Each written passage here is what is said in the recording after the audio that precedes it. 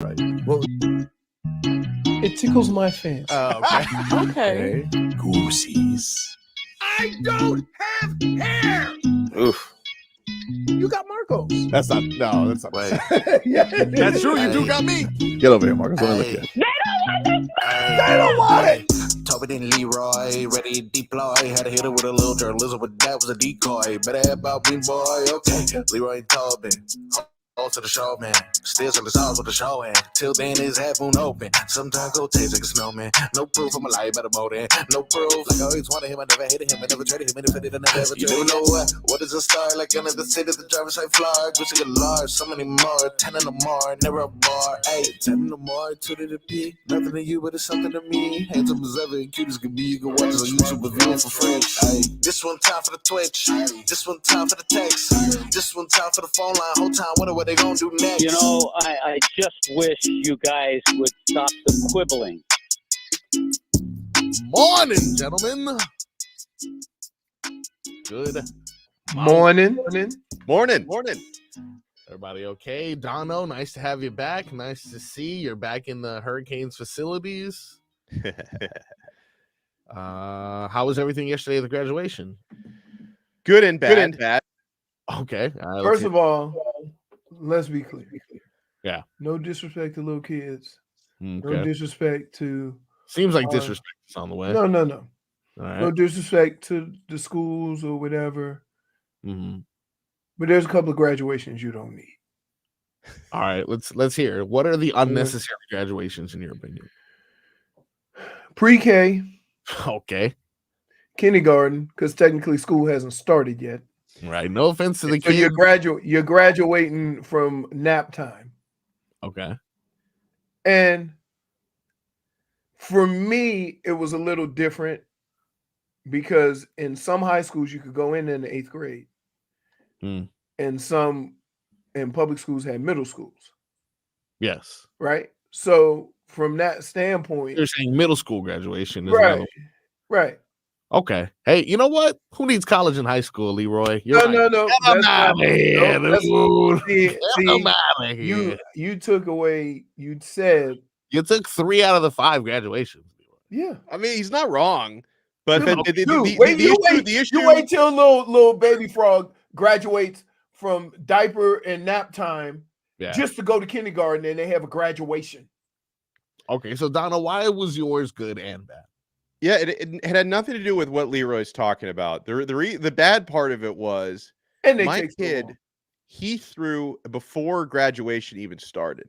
He threw a blowout tantrum for me because he didn't want to wear a necktie, right? Because and even though like 80% of the boys in his graduating class were wearing ties, he thought he was going to get made fun of. He thinks ties are not cool. I don't understand why 6-year-olds think this way.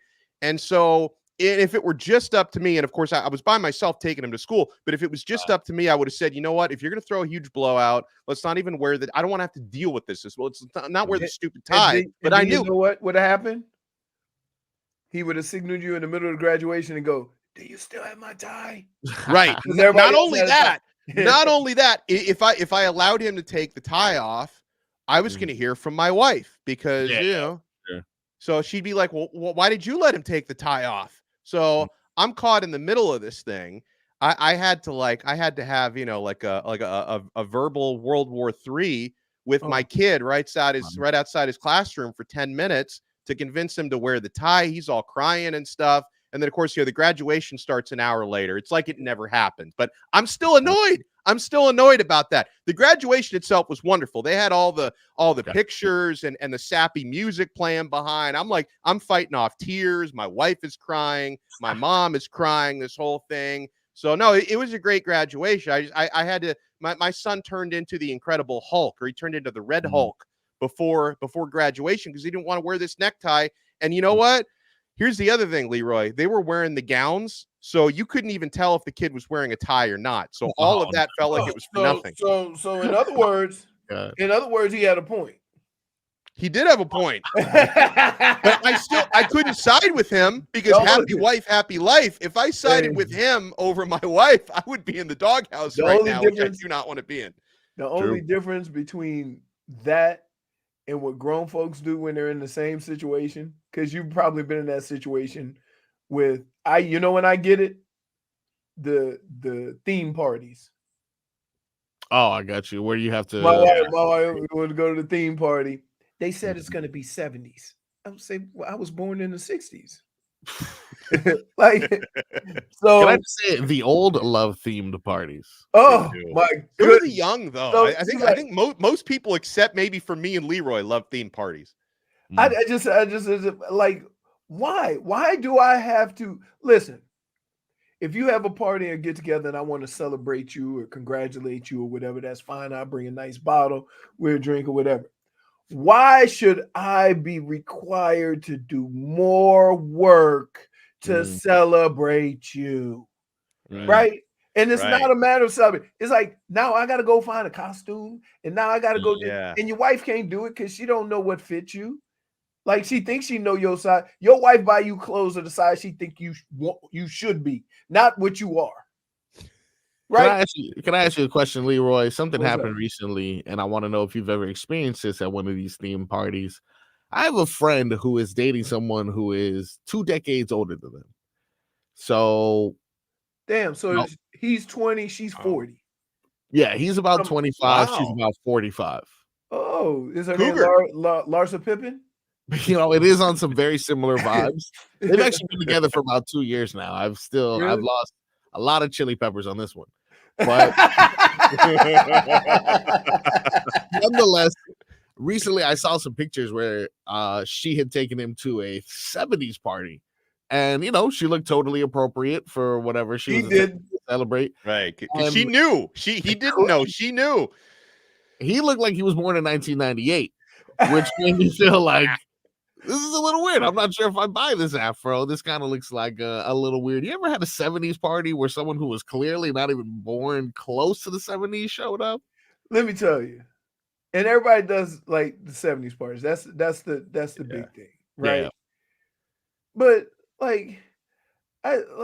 my boy did it. He was my roommate in Minnesota. We tight, right? Yeah. Dog, I'm having a little birthday party. Then we say it's 70s themed. I'm like, what? I'm like, what? I'm like, and then that was the word. It was the same friend. It was actually the same party. I brought him a nice bottle of Johnny Blue, right? Ooh, the good stuff. That's nice. Right. Timeless. So I said, go get us some cups. He said, dog, I ain't drinking this right now. I'm drinking this later. There's too many people up in here. Okay. So he took the bottle that I was holding the glass for and brought it in the back. He goes, go and drink that Jack. So you brought that bottle with the understanding of this is for the party, including I'm going to get to enjoy some of this that I gave to you. He just wanted to stash it away for himself. Listen, I don't drink that much. Right? I really don't. I don't drink that much. So when I'm not risking it to, people going cheap at their party and getting basic liquor because I don't want my stomach and I don't want to feel bad because I don't drink that much. So, you know what I had to do? Go get another store and got another bottle and put it under my arm. Yeah. And I ain't share with nobody. I said, Harold got a body. Harold got a bottle. Harold got a bottle. Harold got a bottle. Harold got a bottle. The streets need a body. Yeah. So I'm like, what are we doing? I get the thing. Look, the graduation's cool. Like, I'm not saying for the kids it's cool and everything. Like you said, Donno, they never start on time because they're trying to get all them little 4 and 5 year olds, together in the back. They all running around because guess what? They just look at it as no school, right? And so it becomes a bit of you there for a lot longer time than you need be. Then they have these performances. Somebody kid ain't never been in front of people, right? Yeah. My daughter rolled out. Oh, she left. She didn't even. Oh no, she just covered her eyes and sang her little part. Oh, okay. So basically, she was like, "I'm not here," But they got to deal with so many things other than graduation. I'm surprised kids say, "You know what? I don't want to graduate. I got to go up there." No. Well, you know what the crazy thing is? So his graduation was yesterday, but today is the last day of school. So I had to he's already in vacation mode. Yet I had to corral my son this morning I think it's only a half day today, but they have a day of school after the graduation. It's like, wait, you graduated. You should be done. No, they do. They got to get the required days in, and it's smart. Okay, it's smart why they do that. Why? They do it because they know everybody will be there, right? If you do graduation and the school's over, right? People already left. Yeah, right. I know people that's packed. I know people got their cars packed right now. Last day of school is last day of school. School's over in Palm Beach. But they have one. In fact, this is all we could test. Named Rebecca's at home. Ah. I'm like, oh, just like when you were actually in school. Home Uber eating. Oh my goodness. Oh, dude. What I don't understand. Like, it's so convenient, dude. No, but that's not the point. Like, I do it at work. That's different because we work in the only place where the food downstairs costs more than Uber. Yes. Right. That's true. Yeah. Right. So you might as well get what you want instead of what they have. Yeah, so one time my father, who doesn't know how any of this stuff worked, he asked me, what's the difference between a food court and a food hall? And I said about $15 a plate. You put the word hall after food. If you put the word food court, you're thinking I can get a meal for around $10. Oh no. You know what you should have told him? Donno. You know what you should have told him? Chicken on a stick, right? Because in a food court, they're gonna always, in front of the Asian place, they always gonna have somebody handing out them little bourbon chickens on the stick. The samples, yes. You can do a whole meal out of just the round of samples. Yep, need that. A food hall, much more upscale. They ain't giving away nothing for free. No. You guys want some headlines before we get out of here? Yeah, let's love some headlines. There's no sports. Nothing crazy, but these headlines are brought to you by the new Palmetto Ford Truck Supercenter. Why buy your truck at a car store? Palmetto Ford. We know trucks. Dolphins minicamp resumes today, as we found out yesterday. It is June 4th through the 6th. We've already had our first headline, which, we can decide whether or not it's something, it's nothing, read between the lines. But long story short, it seems like although Tua isn't concerned about a contract getting done, it seems like he'd like one sooner rather than later. Tua, how concerned are you with your contract situation, and have you observed other quarterbacks around the league as they've gotten paid? Yeah, I mean, I'm not blind to people that are in my position that are getting paid. Am I concerned about it? I'm not concerned about it, but there's a lot of discussion, that we've had that, we just are trying to move that thing into the right direction where we can both be happy. So, are you involved in it personally? Does your agent update you like every time there are talks? Well, my agent updates me, but for me, I don't like updates like every time. Like, you don't got to tell me the little things. Just tell me things that matter. Are we getting to where we want to, or are we not? That's it. Did you think there'd be more progress at this point? Well, I think there's been a lot of progress at this point. From where we started, there's been a lot of progress. Now, you can ask the other question, then why aren't we seeing, an agreement? Well, that's the tough part about it. That's why it's business. That's why you got one side and the other trying to work to meet in the middle. Do you view those numbers that others get around the league as benchmarks for your negotiations, like Jared Goff getting 53 per year? Well, I'll tell you one thing. The market is the market. If we didn't have a market, then none of that would matter. It'd just be an organizational thing, Didn't matter if that guy got paid that, because it's up to the organization. So that's what I would say. The market is the market. That's it. Are you confident that a deal will get done before training camp? I'm confident that a deal will get done. But then again, it's not in my control. It's really up to both sides meeting in the middle with this. No, it's not. But what do you think it is? A good contract. Everybody's gonna go away with a little road rash. Right. Like, and I get what he's saying, that, and here's what that says to me. The Dolphins offered, they counter offered, right? More in line with what's going on in the league, and they're not even close. That's what that meant to me, that they're not even close. But I will say this. The reality of it is this. Tua didn't set the market, right? Yeah. And the Dolphins, and everybody knows this for a fact. When starting quarterbacks are up, you get paid somewhere in the neighborhood of where the last guy who signed the contract. That's been the rule of quarterbacking for years, right? If the Dolphins are not even close to that, then what? Right? If Tua is asking way too much,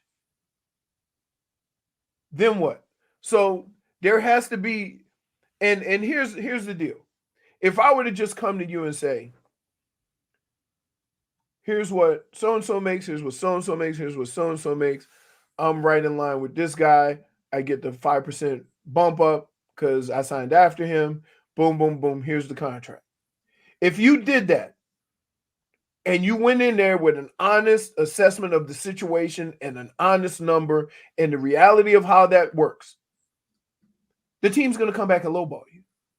Yeah. So now you got to go in and ask for $75 million in hopes that you get the number that's fair. Right. Now, if everybody went into it with the mindset of, let's get this done, let's not try to get over, it'd already be done. You see what I mean? Because if Tua asked for too much more, the Dolphins could go back and say, well, here's what the deal is. Here's what he got. You're right in the line with that. Why are you asking for so much? Let's tone it down a little bit and get to reality, and we'll get done with this. Either side could say the same thing. But they want his lawyers trying to get more, and the Dolphins are trying to pay less. So that's why it goes back and forth. It has nothing to do with what they feel about Tua, what they think about this, or what they think about that. All negotiations are based on this one simple fact. Can I get him cheaper than market value? Right. All is based on is one simple fact. Can I get more than market value? If you establish what market value is, the contract could already be done if both parties are in line. But you got to play the stupid game, so it takes forever. That's what the problem is. Now, I will say on that, like, Tua was answering a long series of questions, and like the questions kind of escalated to get deeper and deeper into the negotiation. I thought like he actually was pretty chill with the way he answered the question. Like, I see some of the people who are sharing that video who are like, Tua's frustrated. Listen to this, and then the thing is, like, it's clickbait, because then I actually like, because I saw this video sent out, like Tua shows his frustration over contract negotiations. I'm like, oh, I better get my popcorn ready for this one. And then I actually watched the clip, and I'm like, well, the questions sound a little frustrated, but the guy who's answering them actually sounded pretty chill about the whole situation. And like, he's, he's not even sitting in those meetings. Like, he's got his agent is handling it. He mentioned like he likes getting updates, but he doesn't want every single update. Just give me significant updates. I mean, to me, it sounds like a guy who's trying to focus on football, and he's just answering your questions. And he was peppered with like 5 straight questions about it. He didn't sound that frustrated to me. Right. He didn't. And he's answered those. He's like, here's what I hate about what's going on with Tua. How does a guy who has handled himself like an absolute pro with all he's been through, right? Why does everything and all the decisions that he makes or things that he says, people take and try to make them, Tua's that dude now, right? He ain't never been that dude. So stop it with that. Like, until he shows you otherwise, he has handled everything like a pro. Until otherwise seen. So these people that making this stuff up and saying, oh, Tua's frustrated. No, Tua's frustrated answering all them damn questions, and he ain't sitting in the meetings.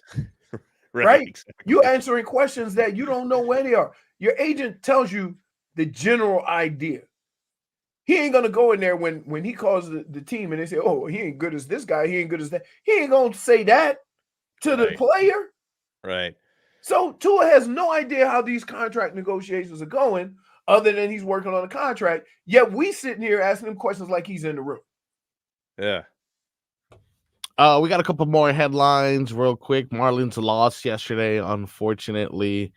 Started strong 3-0, but then gave up 9 runs between the 4th and 5th, and lost 9-5. Good question. Who was pitching? I'll check right now. Jesus Luzardo, actually. And was it the bullpen that blew it though? Let's see. Actually, I'll say he started Jesus gave up. Yeah, he gave up 9 hits, 9 errors. I'll say honestly, it was his fault because the rest of the pitching staff gave up 3 hits. Can't be their fault. Okay, yeah, it's definitely his fault then. Yeah. I'm not surprised though, but Jesus Luzardo is one of our good pitchers, so I'll give him credit. Sometimes you have a bad day. You have an opportunity though to come back though. So it is Junior's in effect. They have Whopper Juniors in effect for today at 6:40. So everyone have your Burger King app handy. We got some more from Dolphins minicamp. A few updates for today and a few comments yesterday. It wasn't only the size of Tua's contract that was one of the main topics yesterday. It was also the size of Tua, apparently, and according to his wide receivers. So we'll talk about that and more when we come back on the Tobin and Leroy Show.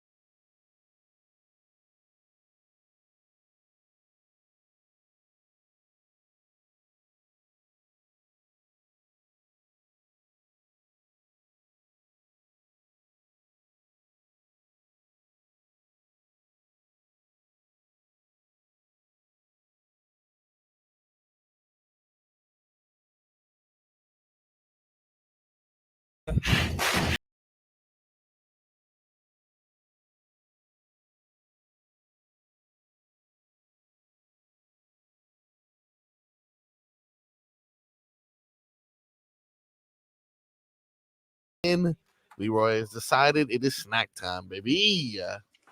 Looks pretty good. That saw a big sandwich he brought in. Oh, that was a It's sandwich? making me hungry. Actually, we got on the menu. It was my breakfast that I wanted to be here for the start of the show. So very kind of you. I appreciate your diligence. That is a egg bacon sandwich on what's his favorite bread again? Ciabatta. Rye bread? No, I don't do. No. You're over ciabatta now? Multigrain. No, I only do burgers on ciabatta. Burgers and sandwiches. Okay. Yeah, ciabatta is good for burgers. Yeah. Oh yeah. I even cut them square. I make sure my burgers are square. Like Wendy's. To match the ciabatta bread. It's not a bad call. Never thought about that. Hey, let me tell you something. If I come over your house and you cooking hamburgers, yeah, the meat better be the same size as the bun. Yeah, that's fair. But you don't like a little meat spilling off the side? I kind of like it. I'm talking about the other way. Yeah, he doesn't want it smaller. Oh, okay. Fair. No, you're 100% right. It should never. Yeah, the meat should never be smaller than the bun. Bigger than the bun, it's okay. I don't know though. These smash burger places seem like they're trying to get one over on me by flattening their burger out. Oh man, me and my brother-in-law when he was alive, we used to argue all the time. He said, "Don't mash it. You're gonna squeeze the juice out of it." And I said, "Hey, dummy, nobody wants a meatball sandwich." Fair. But I think I do prefer like a more traditional juicy patty, but I think that the goal, and I change the pace sometimes with the smash burger, when you can get those kind of like crispy burnt edges, you get a little extra flavor packed in. All right, that's good. I'm willing to weigh that in next time I determine what kind of burger I'm gonna get. No, you won't. If I say burger, you don't say where from. You say yes. Right. You say no. Where If you say anything, I say yes. I also say, is my code available? But I look out sometimes. Hey, I don't play with food. Yeah. I don't try new stuff. I don't, because by the time I get to that point, I'm hungry. Right? True. I don't want to go to a new place and then not like the food and then still be hungry. Gentlemen, I got some updates here according to Omar Kelly's Twitter about some things Mike McDaniel is currently saying right before they get started with today's activities. You guys want to hear what Mike McDaniel's saying? Yep. Yeah. Omar Kelly tweets, this is about 8 minutes ago, Dolphins coach Mike McDaniel basically hinted that OBJ is nursing an injury and is being brought along slowly. This is the norm for 30-year-olds in McDaniel's program. I think that last part of it is important because you know that they're pretty, if the Teron Armstead experience the last couple of years where he's played in more games than he's participated in practices the last couple of years, there is definitely some validity to that idea that they are pretty graceful with the way they handle veterans who may have some aches and bumps. Yeah, now I know that trick. A few more notes from Mike McDaniel, and this is in reference to his running back room, which has gotten more crowded than it ever has with a bunch of speedsters. He says there is such great competition, and you wouldn't be doing justice to the entire group if you tried to crown one person. The whole group is quality and depth. A lot of skill sets with ability to affect the game is multiple. So essentially, not going to crown Raheem Mostert yet, but it'd be hard to see anything other than what we saw last year with the combination leading things off with HN and Mostert. But I wouldn't be surprised if I saw HN in the starting role. Who do you think's going to win? HN was really coming on before he got injured. I would say this. I would say one of the reasons why coaches really try to avoid announcing starters in June is to keep everybody motivated to earn starting jobs. Yes. Yeah. Right? Especially your young guys. You want to piss HN off? telling Raheem Mostert is a starter with what he did last year, right? And why would you piss off Mostert by saying in June, oh yeah, Achan's the starter? There's no reason for that. Exactly. So there's no reason. So before you read into it, this conversation is happening all over the league. The same exact conversation. I don't care how good you are. There's only a couple of positions, like on the field, where you know you can announce the starter. One is quarterback, left tackle, Sealer, Javon Holland, Ramsey, Jalen Ramsey, right? Tyreek and Jalen Waddle, right? Those and he'll and those are the guys he'll say, oh, he'll just start talking about how they're getting ready. He won't mention how deep the room is or whatever, because we all know. And that's safe to say. Like, you come in here now and talk about the competition at quarterback while your quarterback asking for 50, 60 million. How you think that's going to go over? Right? So there's a few situations where you can do that. And there's a few situations where, like, what's the point? Everybody wants to know. Why do you want to know in June? It's just my curiosity. Why does anybody want to know who's the starter in June? And that seems to be the big thing. Are you the starter? I'm like, oh, I get all the touchdowns. Like, I'm doing okay. That's a good answer. Right. Like it didn't, when I played in Minnesota, I knew I was going to have to start 4 or 5 games because Robert was Vikings Teron Armstead. Right. But I knew it. So I didn't am I going to get an opportunity to show what I can do on a football field every year? Yes. Is there going to be a question at the end of the year? Well, we're giving him this money. We don't, are we paying him too much just to be third down and short yardage and stuff like that? No, I always had an opportunity to show that I could do more. It'll be the same thing here. Like, you had 2 running backs that couldn't play at the end of the year. So for people to say, oh, if I ain't starting, I ain't got, no, let it go. It's too early for all that. When we come back, we're going to hear a little bit from the Florida Panthers, who are still prepping for their game 1 against the Edmonton Oilers. We got a mixed bag in the next hour. Later on in the show, we have summer trivia. Donno, yesterday you missed animal noises. When we come back, I'm going to actually briefly test you to see if you'd be able to guess which animals some of these animals were that J Fig and Leroy had to differentiate yesterday. So stick around. The silly sauce is in full effect right here on the Tobin and Leroy Show.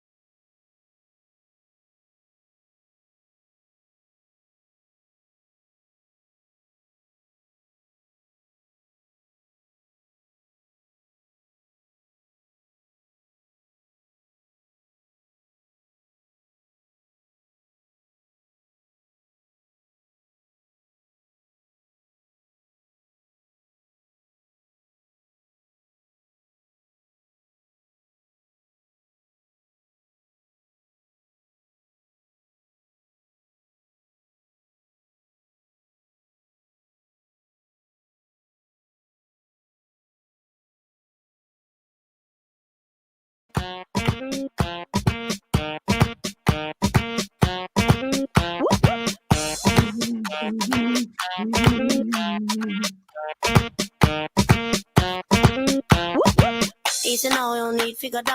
back to the Tobin and Leroy show, live on YouTube, Twitch. Oh, this is a TikTok dance, one of the OGs. Show it to me, Leroy. Show me the dance. Come on, man. All right. Thought it was worth a try. Thought it was worth First a of try. all, it's the foot dance with somebody else anyway. Oh, okay. So that's why. Yeah. Just needed another person. That's why you weren't even executed. That's fair. Before Plus, my back is broken. What happened to I your back? cleaned out today's bulk pickup. Oh. And I was wanting to do it on Sunday, but it rained. So I had to clean out everything in my garage and then bring all the stuff to the street. I'm doing that this week. 5 hours. 5 hours. Yeah, dude. Jesus. I got some assistance from Fonz for a minute, but he got the attention span of a gnat. He's like he'll pick something up and go, "Ooh, I've been looking for this." I'm the same way. Well, because they say, you know what? I say, hey, y'all need to clean y'all stuff up out of the garage.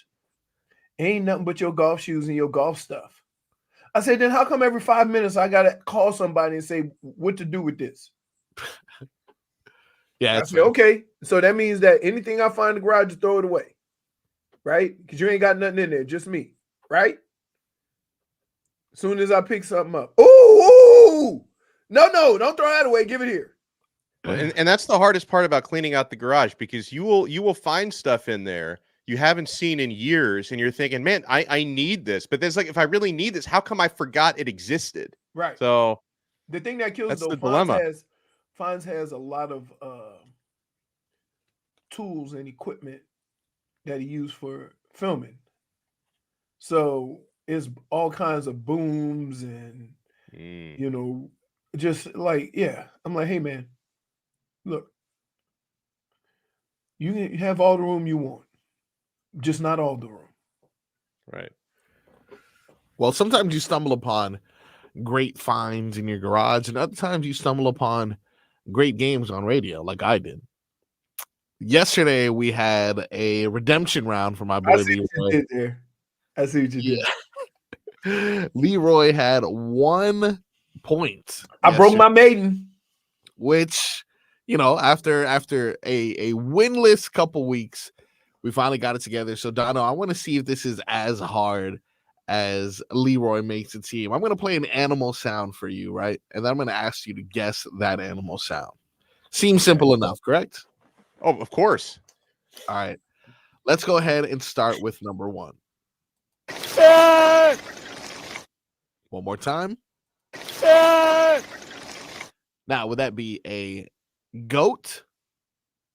Would that be a seal? Or would that be a beaver?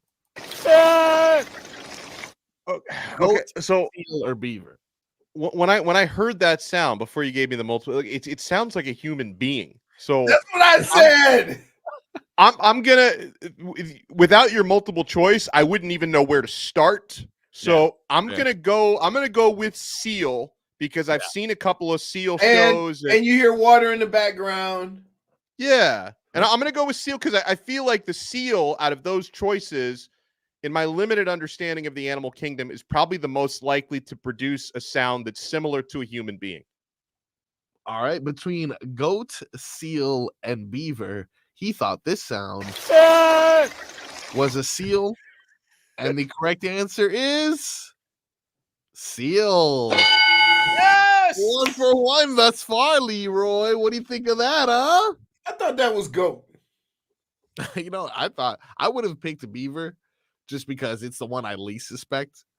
But you can't trust anything nowadays, so I completely understand. I've taken my family to enough marine life shows that I while I wouldn't, out of the blue, I would never have said seal, but I feel like the seal can most produce a human sounding noise, so that was my logic. All right, I'm gonna give you one more real quick to see if this is as hard as Leroy makes it out to be. Here's one more.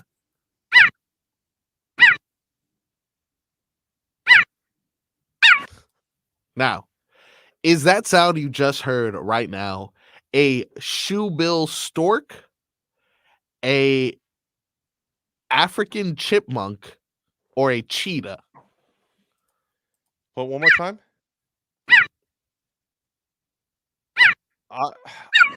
A shoebill stork, an African chipmunk, or a cheetah? I'm gonna go shoe-billed stork because it sounds like a bird noise to me. Fair enough. The correct answer is Cheetah. Cheetah, my friend. That is a Dang. cheetah. You know what? I should have gone with that because when before you gave me the multiple choice, I'm kind of thinking like that sounds like a kitten. So same family, feline. I should have gone with cheetah. You know, 1 for 2 isn't bad necessarily. The game gets crazier as you go. So one of these days, maybe before the week is over, we'll bring back part 2 of Animal Sounds. Today we have summer trivia. And Donno, every time I bring up trivia, you get too deep. You start thinking I'm going to talk about the summer solstice and stuff like that. Yeah. I'm not. I'm talking about normal things like how many hot dogs are consumed. So, we'll go over that and much more. And speaking of Cheetah, I got some sound for Cheetah in hour 2 when we come back. He talks about his quarterback, his contract situation, and much more. We got that on the other side of the Tobin and Leroy show.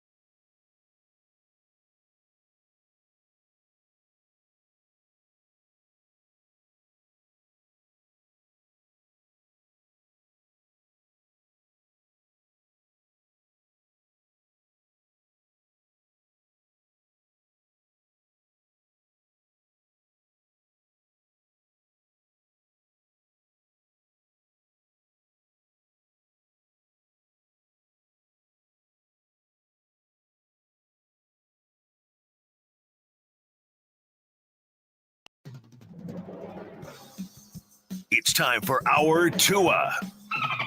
It's our Tua. It's our Tua. It's our Tua. Tua, Tua, Tua. Tonga Vailoa. Not Tua Tagovailoa. A for effort. Dolphins quarterback. Tua. It's our Tua. It's our Tua. Tua. Tua, Tua, Tua. Tua, Tua, Tua. Can go to hell. Tua Tagovailoa. Dolphins quarterback. Daddy loves you guys. Our Tua with Tobin and Leroy. Check the history of food.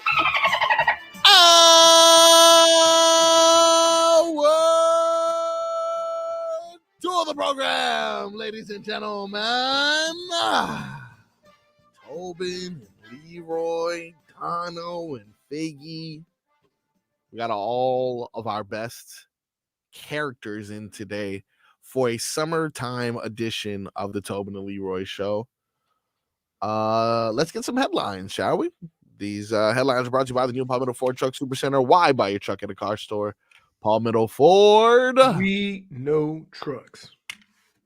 Now, we were listening to some Tua in the first hour, and we ended that hour with a preview of what a cheetah sounds like. And that's what a cheetah sounds like in the wild. What a cheetah sounds like in South Florida is a little bit different. So we'll hear from you. That's a cougar. What? Tyreek Hill? No. I was like, I don't think. Those make different sounds as well. But your buddy would know. You mentioned the age gap. Absolutely. Strange. Still strange. Could you imagine them going to dinner and she says, I'm bringing my son, and the son's older than him? That has definitely actually happened. Or the same age. Same age. Yeah. That's gotta be weirder for the son than for anybody else. Yeah, I can't bring no friends over here. Yeah. Well, you shouldn't be living with your 45-year-old mama anyway. But still, hey, you know what? To each his own. God bless him. Hey. And what? What? You better be careful. What? Fonz is 25. Yeah, but Fonz is getting his degree or got his degree. Yeah. So, that's his job. That's his point. Yeah. But get a job, Fonz. Jesus Christ. Tyreek Hill spoke and let us know more or less how he's feeling and how his contract negotiation is going with the Dolphins. Man, I'm feeling fabulous, feeling healthy, feeling vibey. It's great to be back in Miami for another year, so it's amazing, man, to be around the guys once again. It's a great feeling. As y'all can see, I've been all around the world, getting my ass torched by kids, but I'm here in Miami, so I'm great right now, man. I'm feeling good. So what about the contract? Oh, that's what y'all want to know. About the contract situation, you know what? I'm gonna let my agent do his job. That's his job, man. His job is to be great at that, and my job is obviously, to come out here and continue to do whatever I can to help this team win, whether that's a restructure, whether that's whatever the case may be. You feel me? But we want to make sure that it benefits both sides, and I want to be able to help the team as much as I can. And that's as much as I can say about it. So. When you see guys like Jefferson and Brown get new deals, what is your reaction? Oh, it's a great day in the Hill household, man. Everybody waking up happy. Wife waking up happy. My oldest son waking up happy. So it's a great day. But at the same time, for me though, it's like a lot of pressure for me though, because at the same time though, like I said, I want to be able to help the team as much as I can. And obviously, we already know being greedy ain't gonna help the team. So whatever happens, man.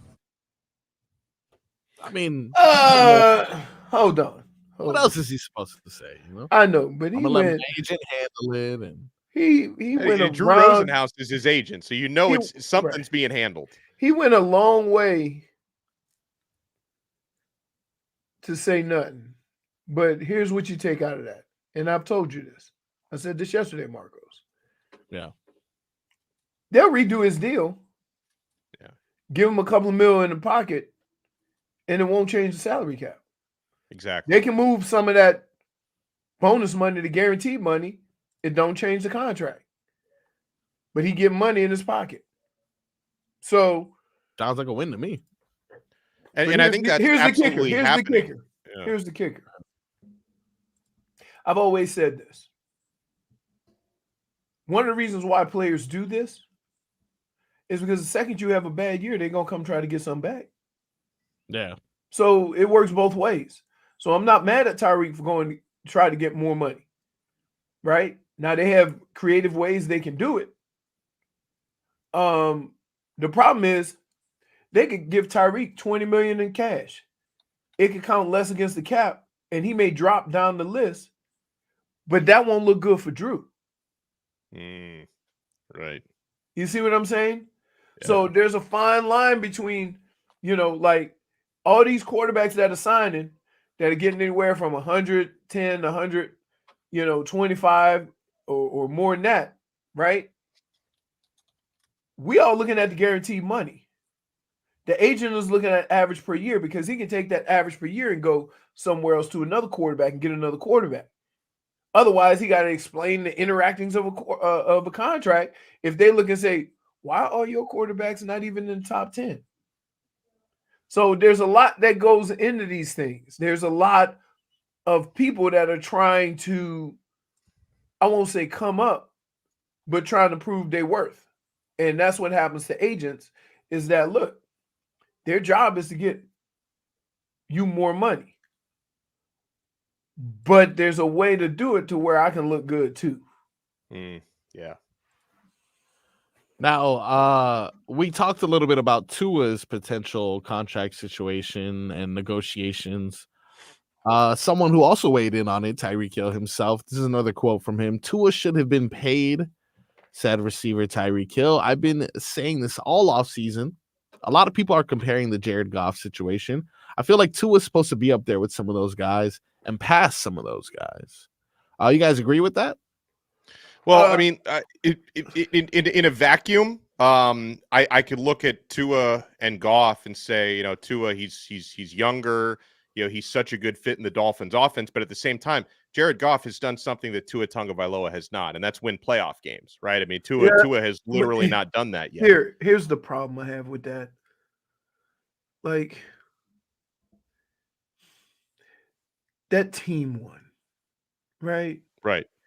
Like, and I'm not saying it's a Peyton Manning situation where he couldn't even throw the ball and they still won a Super Bowl, right?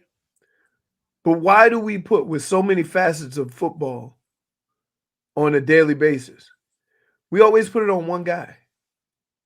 And let me say this. Can I put the same on Aaron Rodgers? Because Aaron Rodgers has failed with better talent than Tua has. Yeah. And we don't even consider that. He has one championship. Right? That's all you need. He's been the multiple number MVPs. He's won MVP awards as well. Oh, if Tua won that, y'all would still be trashing him. Yeah. Think about this. Think about this. Is that Aaron Rodgers, and I said this yesterday, has failed with more. But nobody calls him out. Tua's easy. He's won it all, dude. Huh? Yeah, but would you? But obviously, Aaron Rodgers. Nobody cares. So do we keep paying him? Yeah, but hold on. But Aaron Rodgers is 40. Aaron Rodgers is 40 right now. But I mean, Aaron Rodgers in his prime, you'd take him over Tua. But here, hold on. Ask a Jets fan. They treat Aaron Rodgers like he's still in his prime. Well, I mean, those are Jets fans. They're delusional. Crazy people. Crazy. But like, yeah, I get it. Like, we pick and choose because guess what? Most people don't come to the league and do what Patrick Mahomes did. Even though Patrick Mahomes sat. Right. Tua didn't sit. And Patrick Mahomes took over a team, much like Aaron Rodgers did when Brett Favre left, that was built for winning. So, same thing with Tom Brady. They won the first Super Bowl in spite of Tom Brady. Yeah. So while we sitting here having these conversations about one position, I would just say, understand it's a team thing. And before you talk about offense and what they're going to do offensively, you need to make sure the defense can lock it down. There's a lot of new guys in place. You don't know when Chubb and Phillips are going to return. There's a lot more questions I have on the other side of the ball that could actually help your offense be more productive.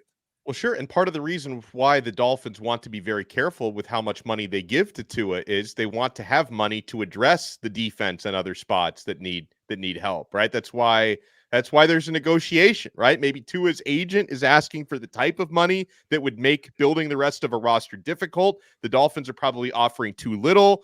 Hopefully they meet somewhere in the middle and they find a number where you can still surround Tua with talent, because Tua is not Patrick Mahomes. Patrick Mahomes, he can win with less help around him, right? I mean, he can still win multiple Super Bowls after Tyreek Hill left his organization. Tua is not that.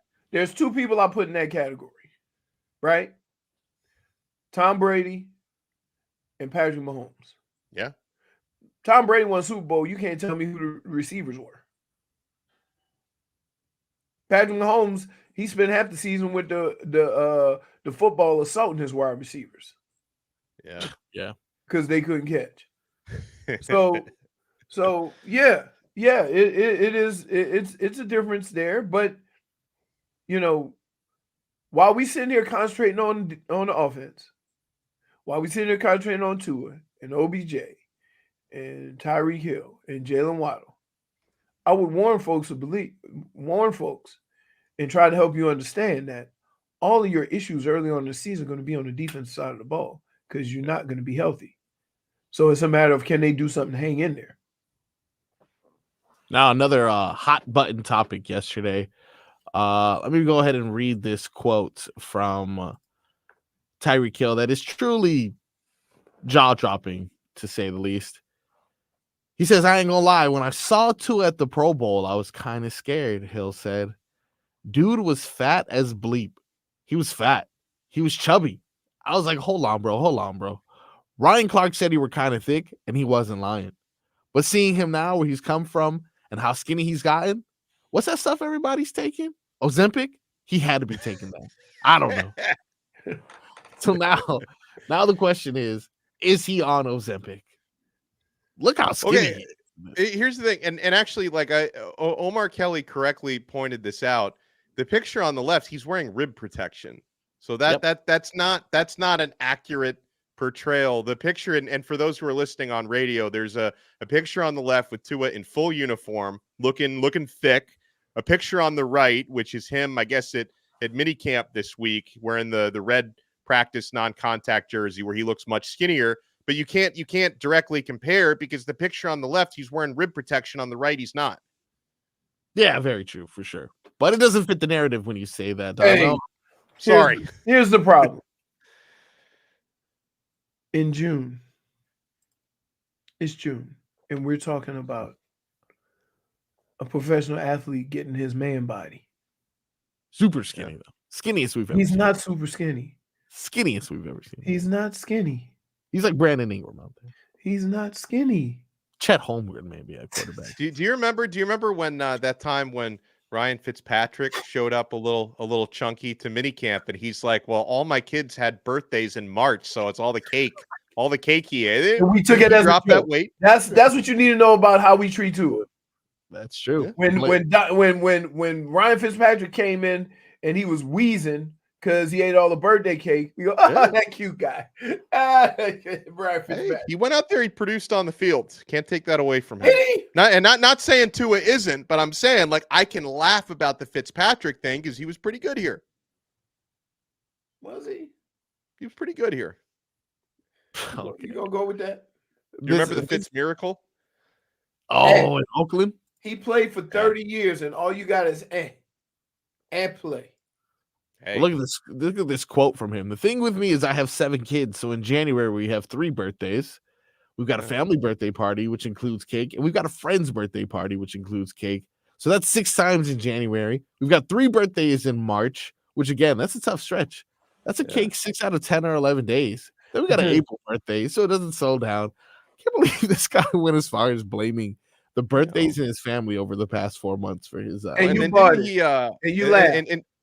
Well, and then didn't like after he left here and went to Washington, didn't he allegedly, I think he denied it, but he allegedly got injured at a water park. Oh, the water slide. Remember that? Yeah. Yeah. He then denied it, but on the you know. Talk show.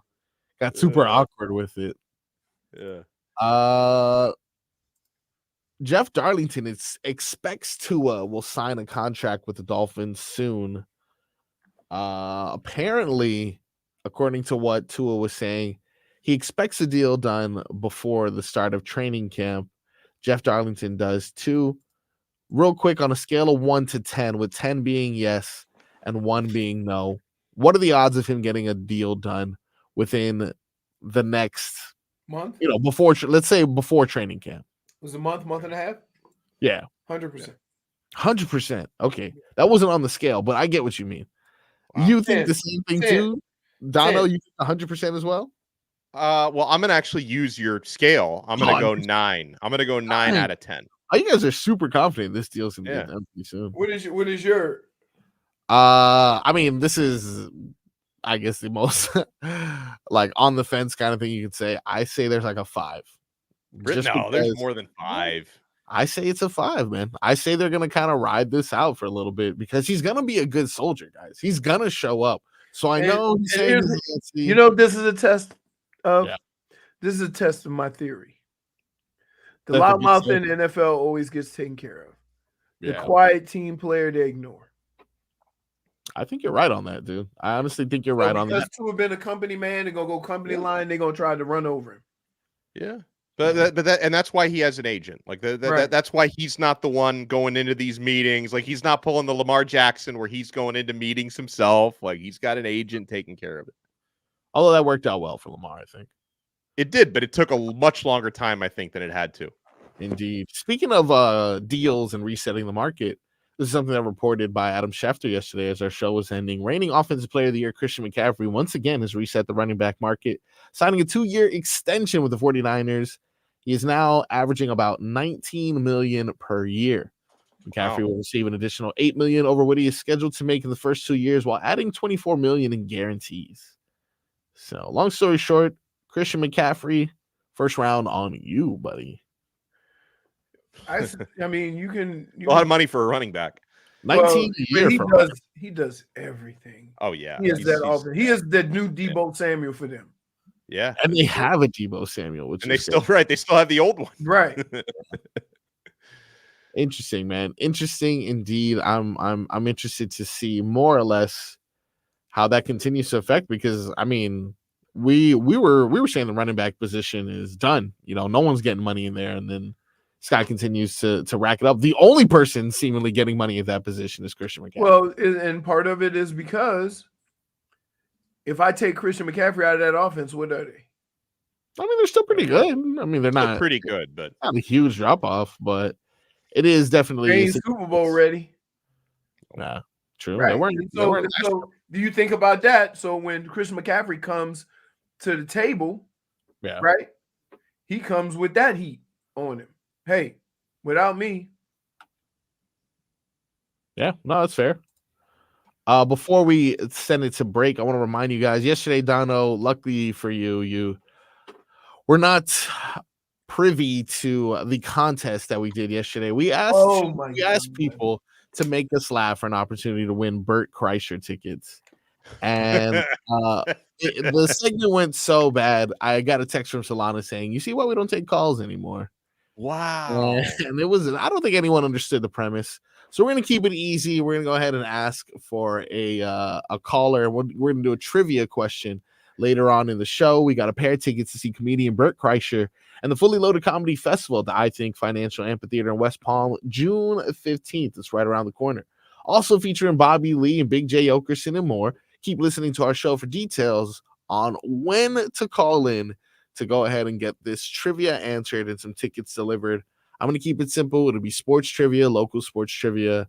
I'm not going to make this hard for anyone because Lord knows I can't live through another segment of what happened yesterday. I need to go back and listen to this. It was terrible. Please don't. It was very bad. One person was like, I want to talk about the Panthers. And then another person was fighting with Leroy. But like, you should have told people to come with like their best dad joke or something. Come armed with something. Give me something, dude. Yeah. Anything.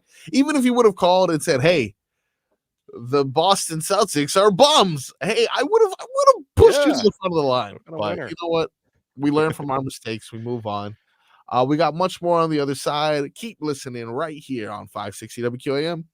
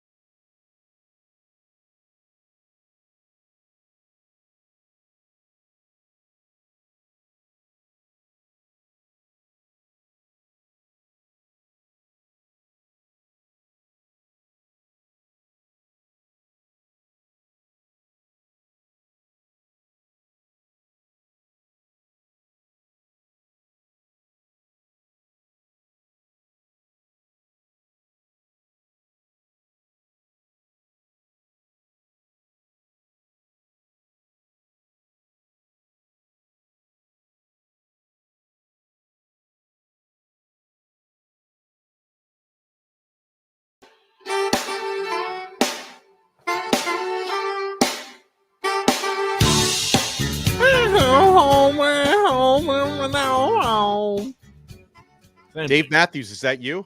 That is indeed. I just go by Dave Matthew though. Gentlemen. Like I mentioned earlier, we have an action-packed show indeed. We got summer trivia coming up. We got a mixed bag that we're about to get into as well. We've done a fair amount of sports talk. I'm definitely proud of us. You know, we have an opportunity to just mail it in today, which I definitely will at a certain point, so be prepared for that.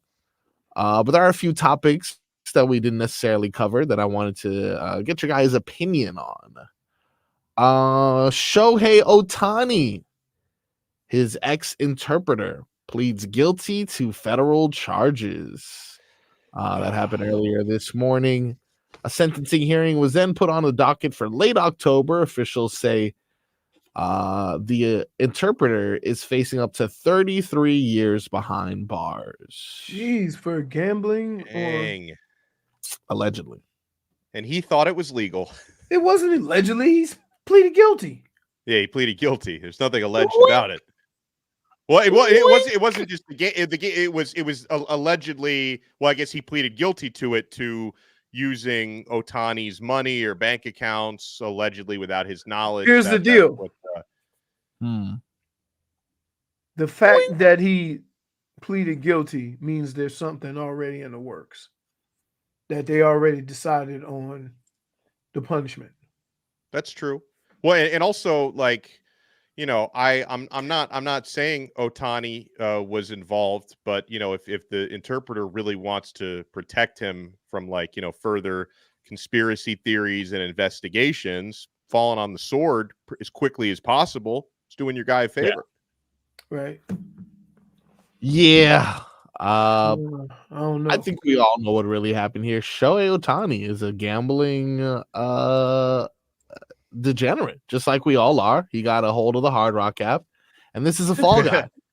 You need a fall guy always. John Morant should have definitely had one of these guys, but then again, John Morant was the one holding it. So that's what the wise words of Leroy's guy Chris Carter, who said it at the rookie symposium. You got to have a fall guy. They didn't like that message got out. I don't think they've done one of those symposiums since.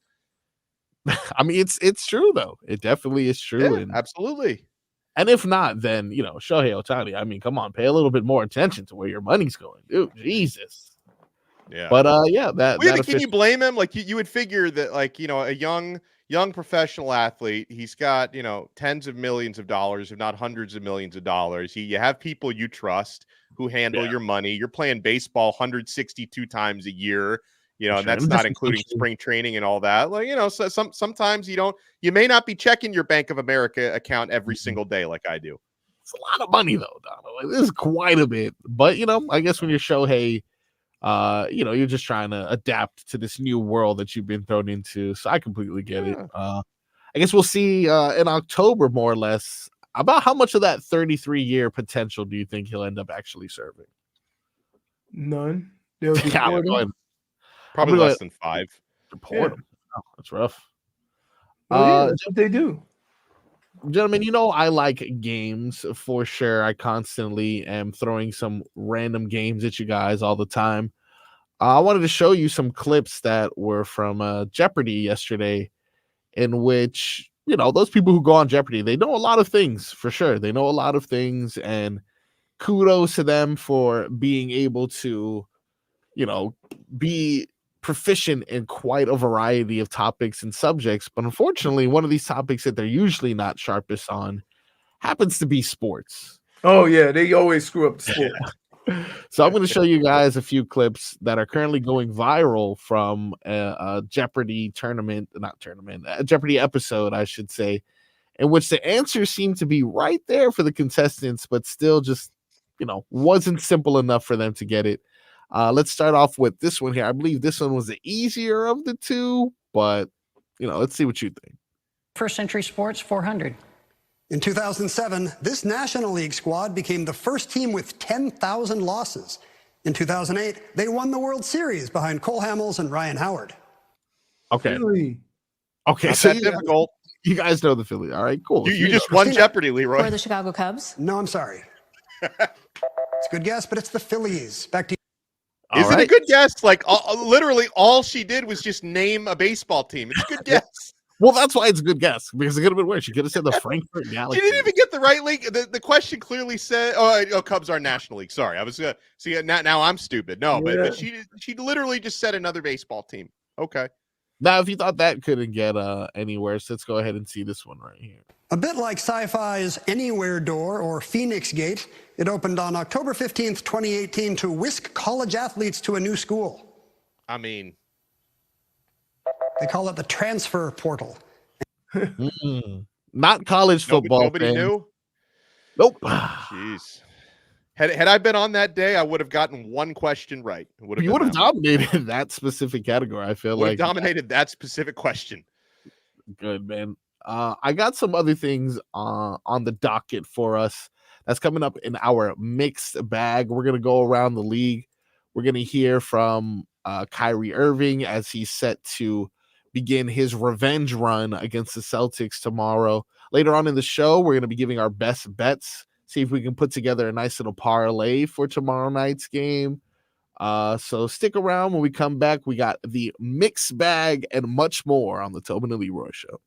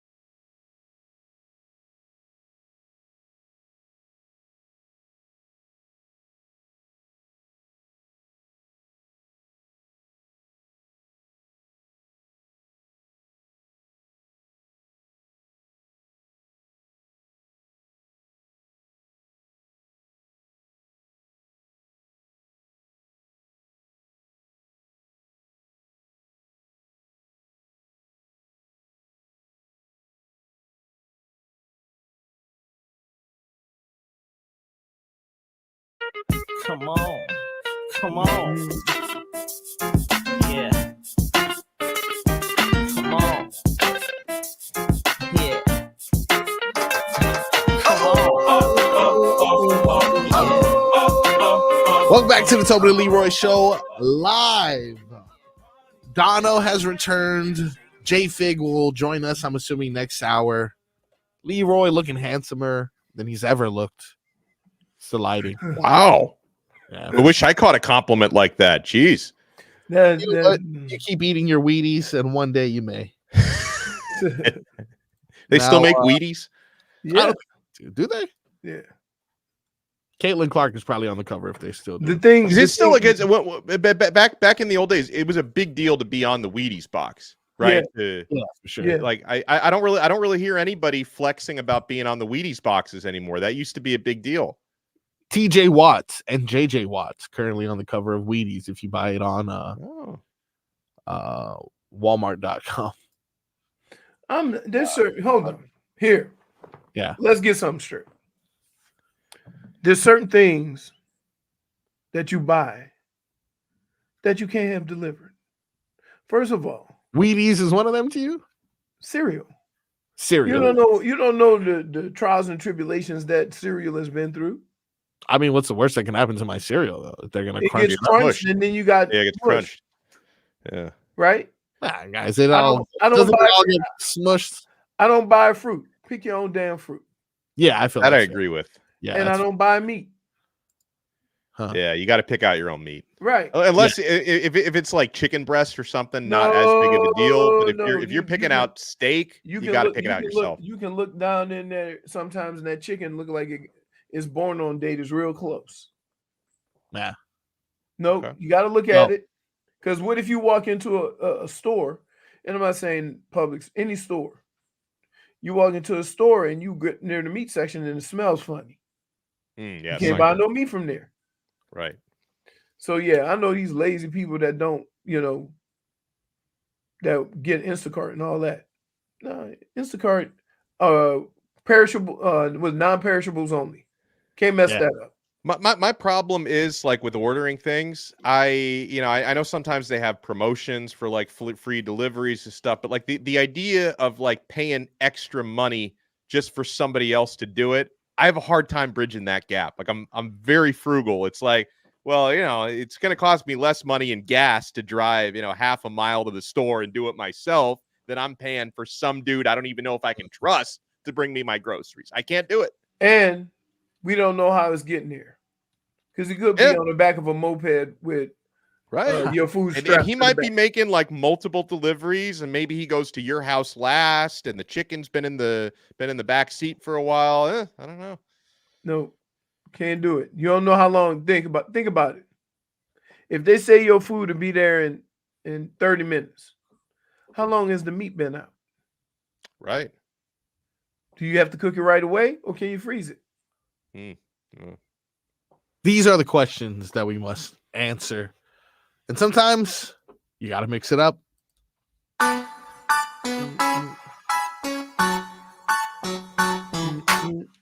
Time now for the mixed bag, brought to you by Broward Health. Well into your future. Gentlemen, let us start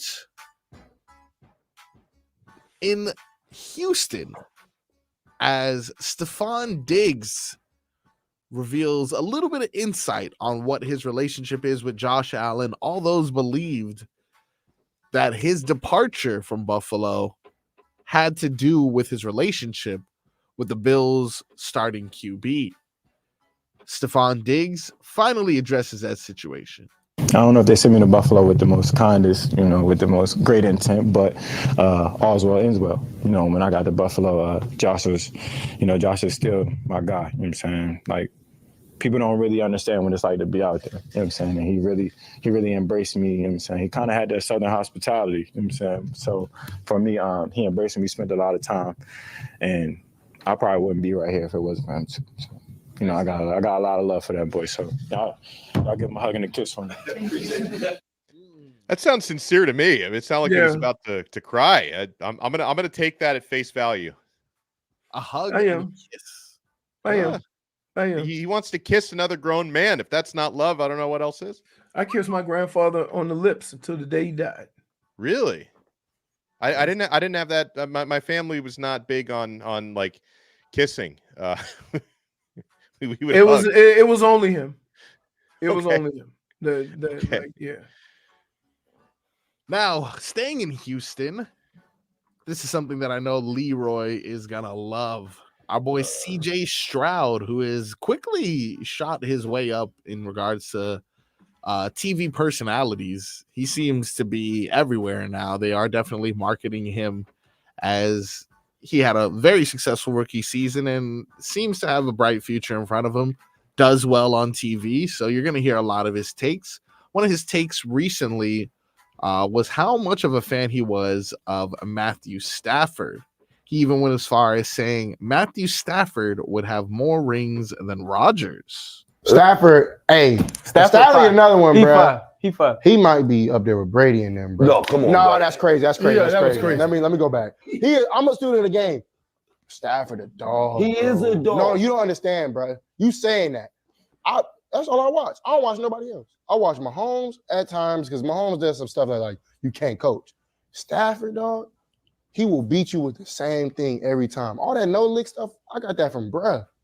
Like literally, that's one of my big. Like I'm a fan of his. Like and when I go to great LA, quarterback. I be trying to find, bro. But like, we it's got the same levels of trainers. I be trying to like go to where they working out and just watch. That's all I'm He saying. elite, like Charles Barkley. If you hold on. If you give Mathew Stafford a chance like Aaron Rodgers, I guarantee he might have had more rings for sure. I think Mathew Stafford. Matthew Stafford had more rings than Aaron Rodgers. Yeah. Oh yeah, he have another ring probably. I'd say he had like 3-4. Wow, I didn't have that on my bingo card. That the guy he would single out was Mathew Stafford. Yeah, dude, he's really good. He is good, right? You have to go through the list before you get to Stafford. No, that's because a lot of here's what sucks in sports. Sometimes your situation dictates what people think of you. Yeah. Right. And so the situations that Mathew Stafford have been in have kind of led people to believe that it's never been him. It's always, oh, look at what he did with Mathew Stafford. Oh, look at what. Keep in mind, they went after Mathew Stafford. So, and you never really hear anybody talk about Mathew Stafford in a way that, oh, I don't know why they gave him all that money. So everybody knows. If you look at his numbers, I want to say he's thrown for more yards than anyone since he's been in the league. Are you saying as of active quarterbacks, he has the most yardage or since? Yeah, you can say that. I can see his career numbers here. He has thrown for 56,047 yards in his career since 2009. Right. Currently ranks 11th in all-time passing yards, just above. I'll say 5,000 yards above. I should say John Elway and Warren Moon. Wow, and that's 11th all time. Yes, not bad. Right, but keep in mind, it's a bit unfortunate. Warren Moon didn't come to the league until he was damn near 30. By the way, Aaron Rodgers has more passing yards than him. Well, I mean, if when I did played with Calvin Johnson all those years, I'd be like come into the league. 2009. But that's when he started playing. Yeah, he didn't play right away. Yeah, Aaron Rodgers was drafted in 2005 and probably didn't play till like what, 2008? 2009. Same thing? Yeah. Yeah. So how much more is Aaron Rodgers and Mathew Stafford? Let's see. Games started. That's probably a good indication. Aaron Rodgers' games started will tell us more or less how many games he's or how much longer he's had than Mathew Stafford. In his career, 231 games started for Aaron Rodgers. And now let's see Mathew Stafford. I'm looking at this. Leroy, you're probably right because, Aaron Rodgers has 4 more seasons than Stafford, and he's only got 3,000 more passing yards in his career. He's just over 59,000. He started playing his 4th year, though. Oh, that's true. Oh, right. Yeah, that's a good point. Yeah. Right. So that's right. Okay. Yeah, you're right. So 2008 was when Rodgers started playing. 206 games played for Stafford, 211 games played for Aaron Rodgers. So it's 5 more. Basically, he started a year earlier, and they're only 3,000 yards apart. Yeah, which is about right. For early quarterback. Nowadays they're throwing 5,000 yards. As a rookie? No, well, I mean, I don't know how much CJ Stroud had last year, but I'm saying the passing game has definitely changed since they've entered the league. Yeah. So essentially that difference that they have in yardage is marked by that, 5 games that they're missing. Sounds about right. Nonetheless, it is close. I don't know if I necessarily see him with 3 or 4 championships. I could definitely see Matthew Stafford with 2. Dude, people didn't do this back then. Aaron Rodgers got bounced. Yeah. A lot with home championship games where they were the number 1 seed or the number 2 seed. A lot. And so while we sitting here talking about Aaron Rodgers, and I said this yesterday, why are the Jets so excited? He's done less with more before this point. A little bit further in the mixed bag, another player with a few moments in the national spotlight in which he didn't necessarily close the deal, Paul George. He spoke on if a team would retire his jersey. I hope I paved the way, or if I, did enough to kind of inspire, uplift that era of the time that I was there, whether it's in Indiana, whether it was in LA. I don't think my stint was long enough in Oklahoma. But hopefully in those 2 other places, I got to when they do you in Indiana, I'm make sure I'm be there, man. Support you for sure. I might get booed. I might be the first player to get booed. They put you up booing, huh? You think Paul George gets his number retired anywhere? I don't know. I feel like the Pacers could do it. I mean, he started his career there. That's where he made his name. It looks like he played there for, I want to say 7 seasons. Yeah. He's been in LA for 5. Like he said about Oklahoma, he's right. He was only there for 2 full years, so that's probably not going to happen there. But I don't know. I feel like he's got a good shot with Indiana. I tell you what, unfortunately, I looked at all the career leaders for Indiana, and needless to say, there's a lot of Reggie Miller here. Oh yeah, for sure. Yeah. But I would imagine they've already retired Reggie Miller though. So I mean, if the bar is we'll never retire someone's jersey unless they were better than Reggie Miller, then no. But I think clubs, if you go to the Hall of Fame, they automatically retire your jersey. He actually wasn't even in top 10 though of games played, minutes played. Let's see, field goals, for example. In the top 10. Paul George not in the top 10 of that. I don't think he's in the top 10 of like a lot of these. Maybe 3-point attempts. Let's see that one. Yeah, Paul George is he for the Clippers? That's a good point. I'm going to check that now. But these are some of the names. They don't really have anybody, so they'll. Yeah, I guess Indiana, not necessarily that they've ever been world stoppers, but I guess they have some history more than what the Clippers would have. So I'd assume that he'd probably be in the top of the Clippers. But then again, you go back to a lot of the history of not only the era with Blake Griffin in them, but prior to that, they had a decent team, I guess. With that being said, in regards to games, again, Paul George is not in the top 10. In regards to field goals, again, Paul George not in the top 10. Now he's the number 1 3-point shooting Clipper of all time. He leads the franchise in 3-point field goals and 3-point field goal attempts, and he has that by more than about 100. He's at 820. The only other people that we may recognize in that top 5, Chris Paul with 618, Jamal Crawford 662, JJ Redick 674, and then someone named Eric Piatowski, which I don't know who the hell he is, but the fact that he was able to somehow be second in Clipper history in regards to threes, kudos to that man.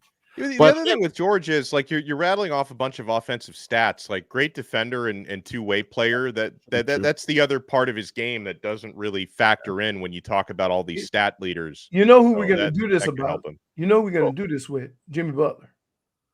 Well, Jimmy, in the the Heat are going to numbers- hang his jersey, guaranteed. The same Guaranteed. numbers that you talk about are going to kind of fit Jimmy Butler the same way. When you got to watch him play, you got to see what his impact is on the court. Yeah, for sure. But there are certain categories, for example, like playoff triple doubles, or playoff. There are certain things that are like, okay, well, you can't discredit that. He may not be the 3-point leader like Duncan Robinson. Right. He may not be the points leader like Dwayne Wade. But in regards to like, clutch moments and playoff performances and stuff like that, I guarantee he's up there with passing LeBron. I know he's passed Dwayne Wade and LeBron James in regards to triple doubles. But do we put somebody in the Hall of Fame for a moment or a career? Career, I think. Yeah, in basketball career. We were talking. Yeah, but you sitting there talking about moments. But he's compiled a bunch of moments over his career. Yeah, and in the playoffs too. I think that like it's not just a one season. He had the infamous in the bubble where he's leading over, the infamous 56-point game against the Bucks, telling him, I own you, essentially. He's had so many different moments that I feel like all those compiled are enough for me I'd be okay with seeing his number hanging. I feel more comfortable with his number hanging than I feel with Shaq's number hanging, which is like, I like Shaq. I think he was a great Miami Heat player. Well, and if you want to make a football comparison when it comes to moments, like Adam Vinatieri is in the Hall of Fame as a kicker, and like he was never like the top percentage overall kicker during his career, but he had all those Super Bowl game winners. So it's like, well, we got to put this guy in for the moments. Like he didn't necessarily have a stronger leg than like Janikowski and whoever the other top kickers were of that era, but this guy was making Super Bowl game winners. He's in. Yeah, absolutely. That's it for the mixed bag. When we come back, we got some cat talk. We're going to hear from the Edmonton Oilers coach, who I know he didn't purposely do this to make me happy, but I may be a fan of the Edmonton Oilers coach, and I'll let you know why when we come back. The #1 sports edge.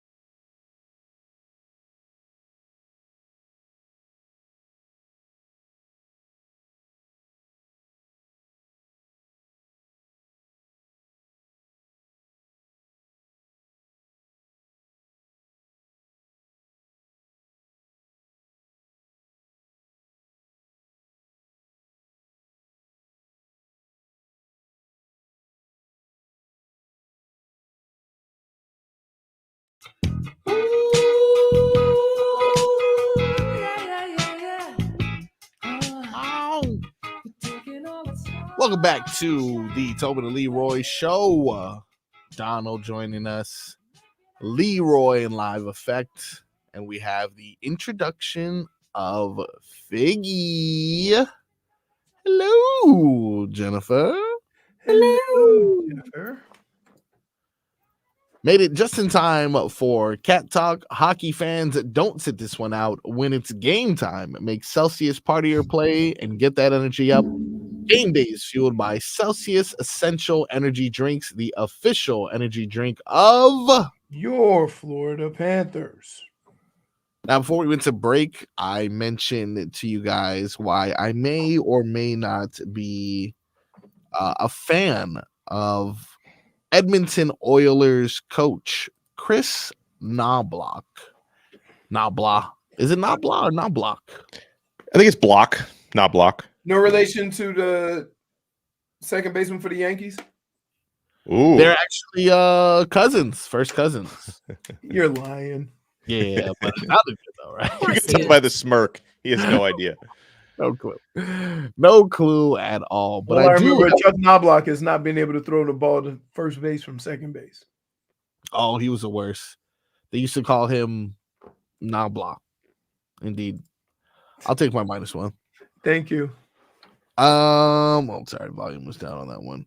-1. Oilers Chris Knoblauch sent shots at the Bills, surprisingly, during his press conference. He was asked about the Panthers having Stanley Cup finals experience, and for some reason, he decided the best way to answer that question is to completely disparage the Bills fans, which I tell you what, I'm a fan of for sure. This is what the Oilers coach had to say yesterday. And you're playing a team that has a ton of Stanley Cup final experience. They were just there last year. Is that an edge that you guys have to overcome, and how do you do that quickly? Yeah, experience is good. I don't know how much experience is beneficial. You can ask the Buffalo Bills how important Super Bowl experience is, but I think the biggest thing is just having confidence to play. And when our guys are playing their best, they should have a lot of confidence. Wow. I understand what he's saying, with the Bills making 4 consecutive Super Bowls and not being able to close the deal. Sometimes experience is not all it takes to, finally get that coveted championship trophy you're looking for. You need a good team. You definitely need a good team. You need good coaching, a little bit of luck. A little bit of luck definitely goes into it, or perfect timing, if you will, depending on what you believe. But I get the feeling the Panthers are definitely ready for this moment. This moment isn't going to be too big for them. And like we mentioned yesterday, Paul Maurice had mentioned it. They're coming into this final with an understanding of what it takes to be great, and more importantly, health. So I think those things kind of outweigh experience more, just health and talent, depth, coaching. But I tell you what, an opportunity to rip the Bills for no reason, I will always take that. I will absolutely always take that. I mean, he couldn't be farther away from Buffalo, and he brought up Buffalo. I know, but I mean, again, I understand the analogy. As a Bills fan, I'd probably be pissed as to why he's coming after my team, but he was just trying to make his point, and who cares? The Bills suck. Get over it, babies. With that being said, the Panthers are in the Stanley Cup final. You can listen to every game right here, the home of the Panthers, AM 560 Sports WQAM, FM 99.9 HD2, and always live on the free Odyssey app. Now, let's get into some headlines. These headlines are brought to you by the new Palmetto Ford Truck Supercenter. Why buy your truck at a car store? Palmetto Ford. We know trucks. We've talked about it. So minicamp continued today for the Miami Dolphins. Everyone, again, in attendance. Although we did hear from Mike McDaniel earlier, who said that OBJ is going to be missing some time, as well as those over 30 who are, they're a little bit more cautious during this time as they prepare to ramp them up to full speed. The running back room seems to be something definitely worth watching, as one of the things that Omar Kelly had mentioned on his Twitter was worth watching yesterday. Devon Achane, but not necessarily his experience running through the holes, as Leroy had mentioned there's not too much you can necessarily grab with not a lot of pads, but his involvement in the pass catching and just the overall offensive passing game is definitely something that may separate him from a running back room who Coach McDaniel said is in the middle of a fierce competition. I can see that. I mean, I could see, like, just keep in mind, when you first get into the league, yep, no matter what your skill set is, you're there to play a role. As these all-season camps build up, then your role may change based on what they see. Oh, H.N. can catch. Oh, he runs good routes. You don't get a lot of that your rookie year because when you come in for your rookie year, you got to get in where you fit in. So I can see if he's able to do some stuff out of the backfield or pass protect or whatever, how he's able to be that guy that can play multiple downs in multiple situations and you don't have to take him out. That makes your team better. Yeah, they have a few more quotes on Omar Kelly's Twitter from Mike McDaniel on the running back room. It says, I have spent zero time trying to forecast that room because I respect supreme competition. We get the best version of each individual in that room because of the way that they encourage each other. Leroy, is that true, or is he just saying all the right things? No, I a lot of times, you know, when you're running plays or you're at practice, you want your guy to do good. That makes everybody better. Everybody looks at these athletes and think it's all about me. It's all about, you know, I got to get mine or whatever. And it's really not like that, right? You know who's going to do what. You have an idea. You know what you need to do to break in. You need to know what you need to do to get that opportunity. And one thing, first things first, coaches are going to go with guys they trust. Yeah. Mike McDaniel trusts Raheem Mostert, right? Yeah. He trusts him. They spend a lot of time together. So you have to also understand that. That's why a lot of new coaches bring their guys in. They need guys they can trust. When Bill Belichick came to Cleveland, he brought a lot of New York Giants. Guys he could trust. Right? It doesn't mean you can't earn that trust, but they're still trying to get ready for the season. They're not, this ain't development time. They're trying to get in something where when you come back to camp, you're ready to go. You ain't got to do a whole lot of teaching of system and stuff like that. So, yeah, I could see it. I could see, like, it's always been that way. Me and Eric were in the same room. Me and Robert were in the same room. Like, there was never any animosity. There was no bad feelings. We had a role, and you fill that role. Now, a little bit more from Mike McDaniel. We had mentioned, like I said, OBJ taking it slow. Tyreek Hill not participating in team drills. That's what we talked about yesterday. Wait. Did I not tell you before that this was going to happen? Yeah, for sure. This is all normal. Nothing is out of the ordinary thus far. These aren't really the guys that minicamp is for. Right. Yeah. I mean, obviously you need to maintain a certain amount of physical freshness, but players like Tyreek Hill and OBJ don't need to be going out there busting their asses in 11-on-11s in June. Just not what you need to do right now. Yeah. Speaking of 11-on-11s and participation, Tua, he's participating in 7-on-7s, but seems to be sitting out of the 11-on-11s. Dolphins coach Mike McDaniel clarified that Tua's 7-on-7 work is a compromise made between him and Tua. However, he's hated to see Tua sitting out 11-on-11s continue if a deal doesn't get done because it would compromise their goal of making the offense better. Seems to be now. Seems like it's an in-house holdout. Yeah, so this before, which was the conversations and whenever, is he showing up? This is like now it seems to be like this thing is growing a little bit more, and it wouldn't make nothing of it. No, I mean, look, in comparison to other stinks that have been made in the past, this is still mild on the scale. And again, I wouldn't be surprised if the Dolphins continue to call that bluff and stick firm at the deal that the number that they've already offered. But again, this before wasn't a thing, and now it's slowly but surely beginning to creep into other things. So all we can do is I wouldn't really be concerned unless, like, if it gets to training camp and you find out like he's not fully participating, that's when you would start to say, okay, there's got to be some kind of resolution here, right? But I'm very curious to see how it plays out because again, like outside of Marcos, a lot of people think that they're probably going to have an extension done by training camp. If they don't, is there a hold in, a hold out? How far does he take it? That's going to be what I'm curious to see. One more on Tua. Now, this is something that Omar ends his tweet in saying, at least I think he's joking. And for the most part, I hope so as well. When I mention my criticisms of Tua and my want for him to be a little bit more mobile, it's not in an attempt to become a mobile quarterback, just to simply extend plays or get a first down when, his receiving options aren't open. Now, this is what McDaniel had to say about Tua trying to become a more mobile QB. He says, we'll see how he does at read option if he's trying to be an option quarterback.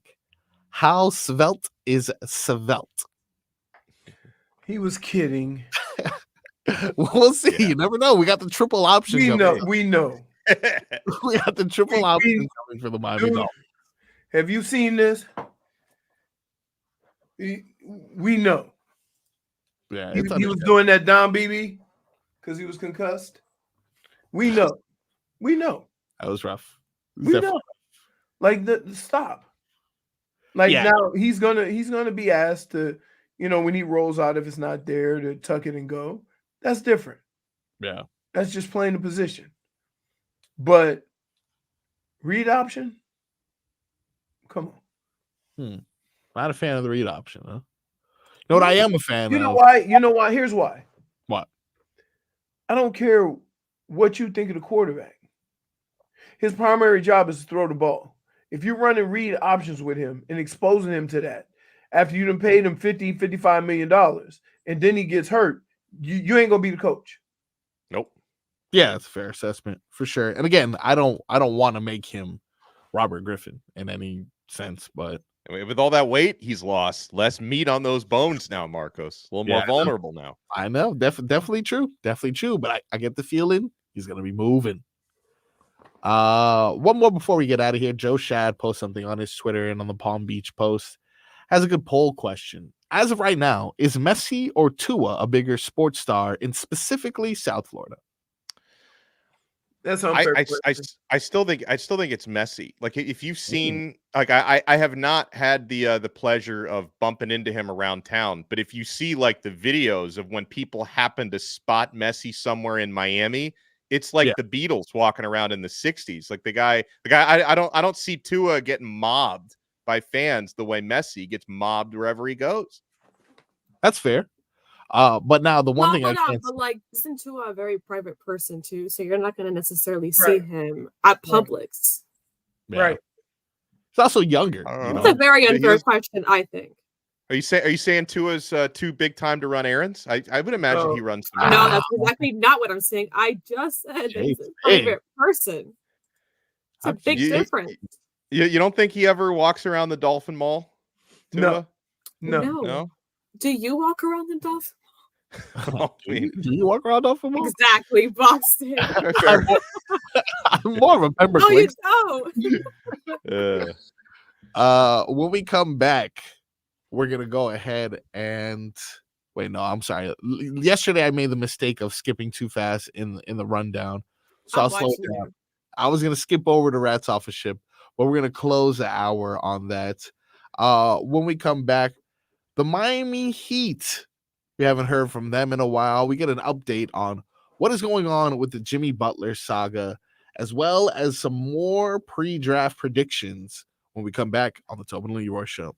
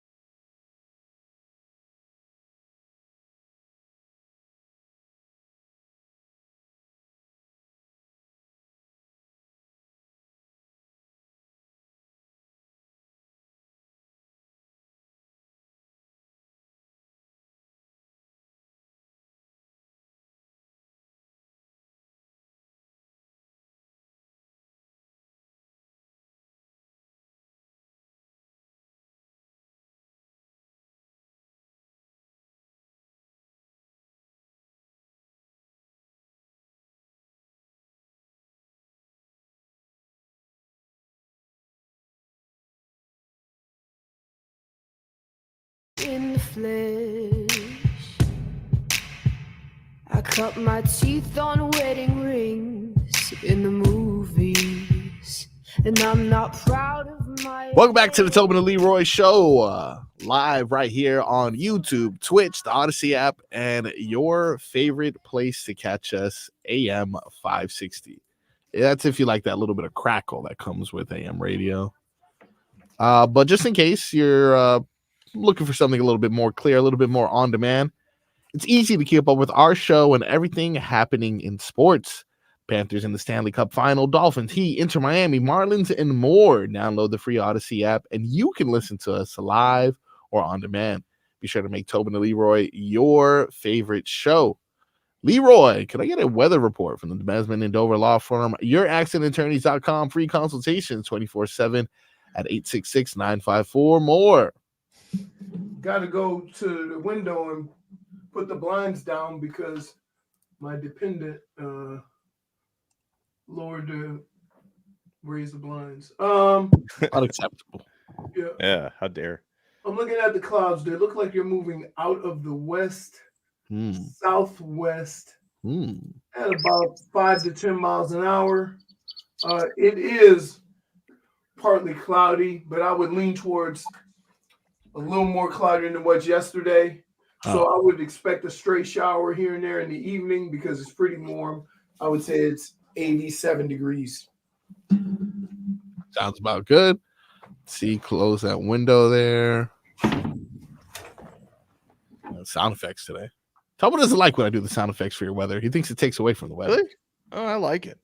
Yeah, I agree. He's a baby, right, Donno? You agree? I can quote you. I think you said that, not me. Samesies, dude. Samesies. Okay.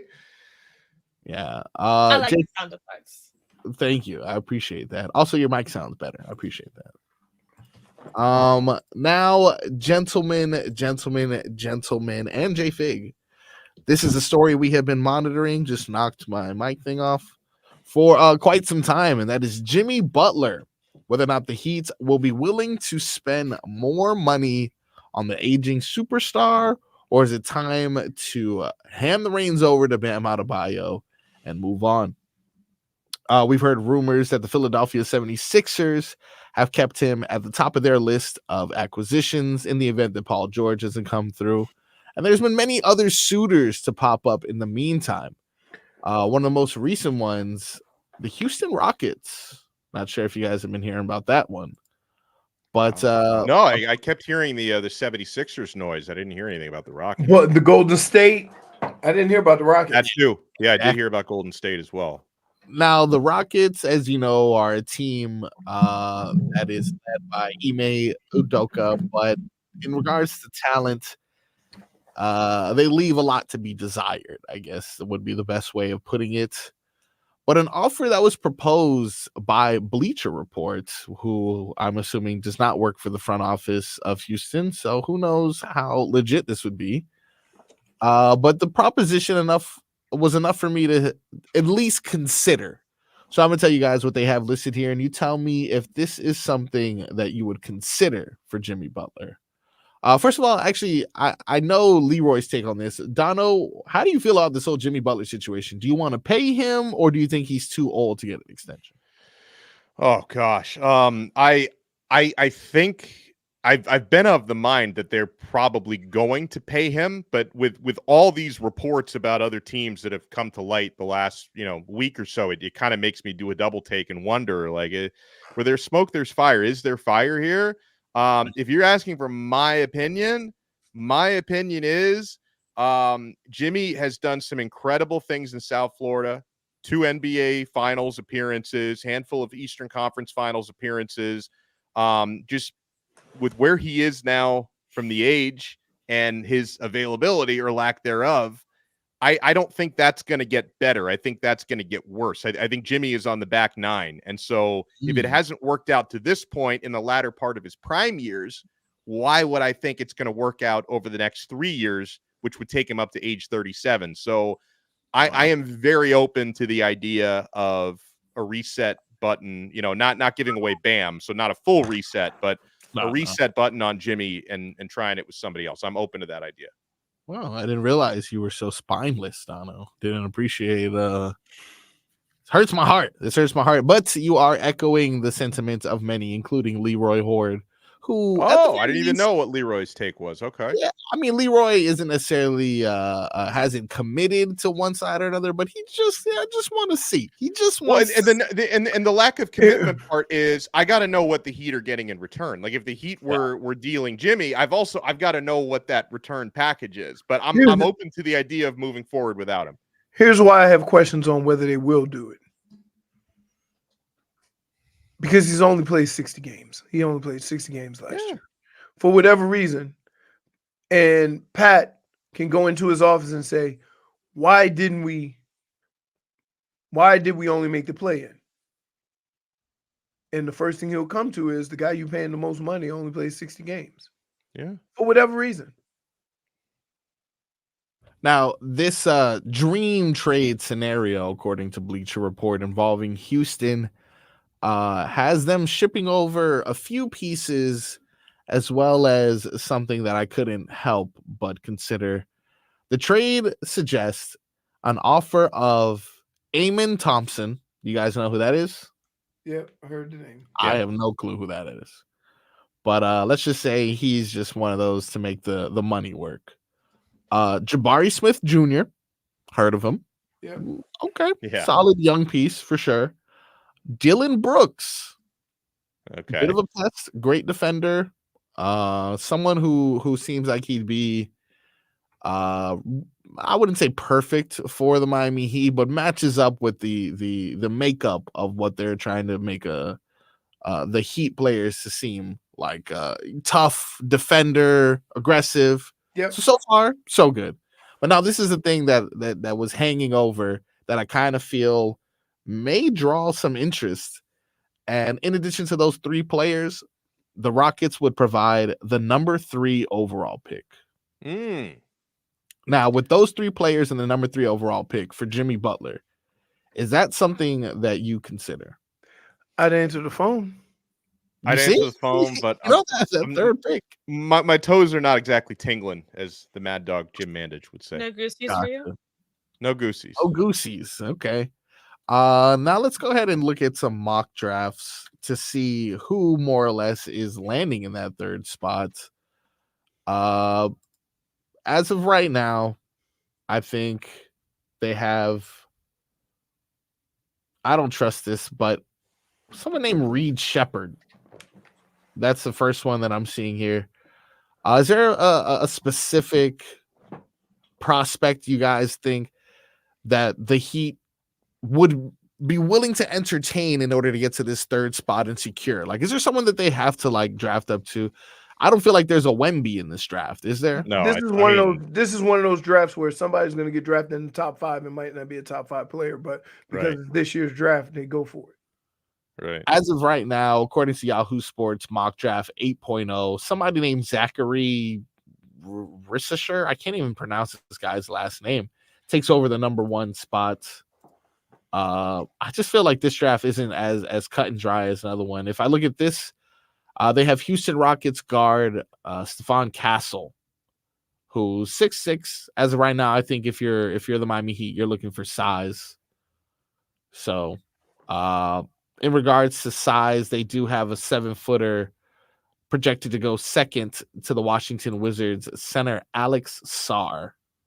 But again, none of these names are really like poking out at me. Maybe because of Miami Hurricanes' relevance in this last tournament, I didn't necessarily watch too much. They didn't make it to college the tournament, basketball. unfortunately. You know, I didn't get too much into Jim Larinaga and anything that happened in Coral Gables, so I definitely wasn't looking around the country. I was too busy focused on Caitlin Clark and everything that was going on in, female college. I don't feel like the Heat get that excited unless there's like a clear, heavy top 5 players. Like they don't get excited by a 3rd overall pick the way some fans do. The Heat tend to do better with the 18th picks than they do with the top 3 picks. Dwayne Wade aside, when he was drafted, obviously. Yeah, for sure. And based off of the other mock drafts that we had reviewed, that would leave Miami in prime position to select center out of Purdue, Zach Edey, or one of the options that I had mentioned yesterday. Edey's a hell of a player. I mean, hell of a college player at least. 7-footer too. Leroy's looking to add size, someone to complement Bam without ruining the spacing on the floor that the Miami Heat thrive in. So a lot of different options. I'm not sure if anyone is worth moving up to the number 3 spot. So when we talk about these trade options, what can someone offer me that I really feel like? I don't think draft picks or any sort of draft stock is enough for the Miami Heat to move on from Jimmy Butler. It would have to be it would have to include a young borderline superstar, like someone that you could project as being like a top 2 Heat player down the road, where that team is willing to trade that potential superstar in order to get a proven guy like Jimmy to try to win now. That's why I'm just not sure if Houston is the team that's ready to get into win now mode right away. You're looking at 3-team trades too. Yeah, for sure. So I would kick the tires on Cleveland. Cleveland's going young. Yeah, or maybe in this trade that we do with, in this hypothetical situation, you secure that 3rd pick from Houston only to trade it over to Phoenix, for example, for Kevin Durant or something like that. I'm not sure necessarily what the final move is going to be. We're going to get into whaling season soon enough. So if you're a fan of the show, be prepared for a lot of Tobin in his pirate hat or Tobin in his sea captain hat. But in the meantime, I just don't see anyone in this NBA draft that the Miami Heat should be focused on trading up for, which kind of takes away the value of a lot of the younger teams and what they have to offer. If you have that bona fide superstar on these older teams that we're looking to get, the Dame Lillards, the Kevin Durant's, Paul George, even, cool, fine. But for me to take a flyer and potentially draft someone that I think, I can maybe get that same value later on in the draft, I don't see the Miami Heat going crazy over any of those offers. When we come back, we're going to go ahead and hit our favorite game show for Wednesday. We're going to determine where our rats lie when we play Rats Off a Ship. Coming up next.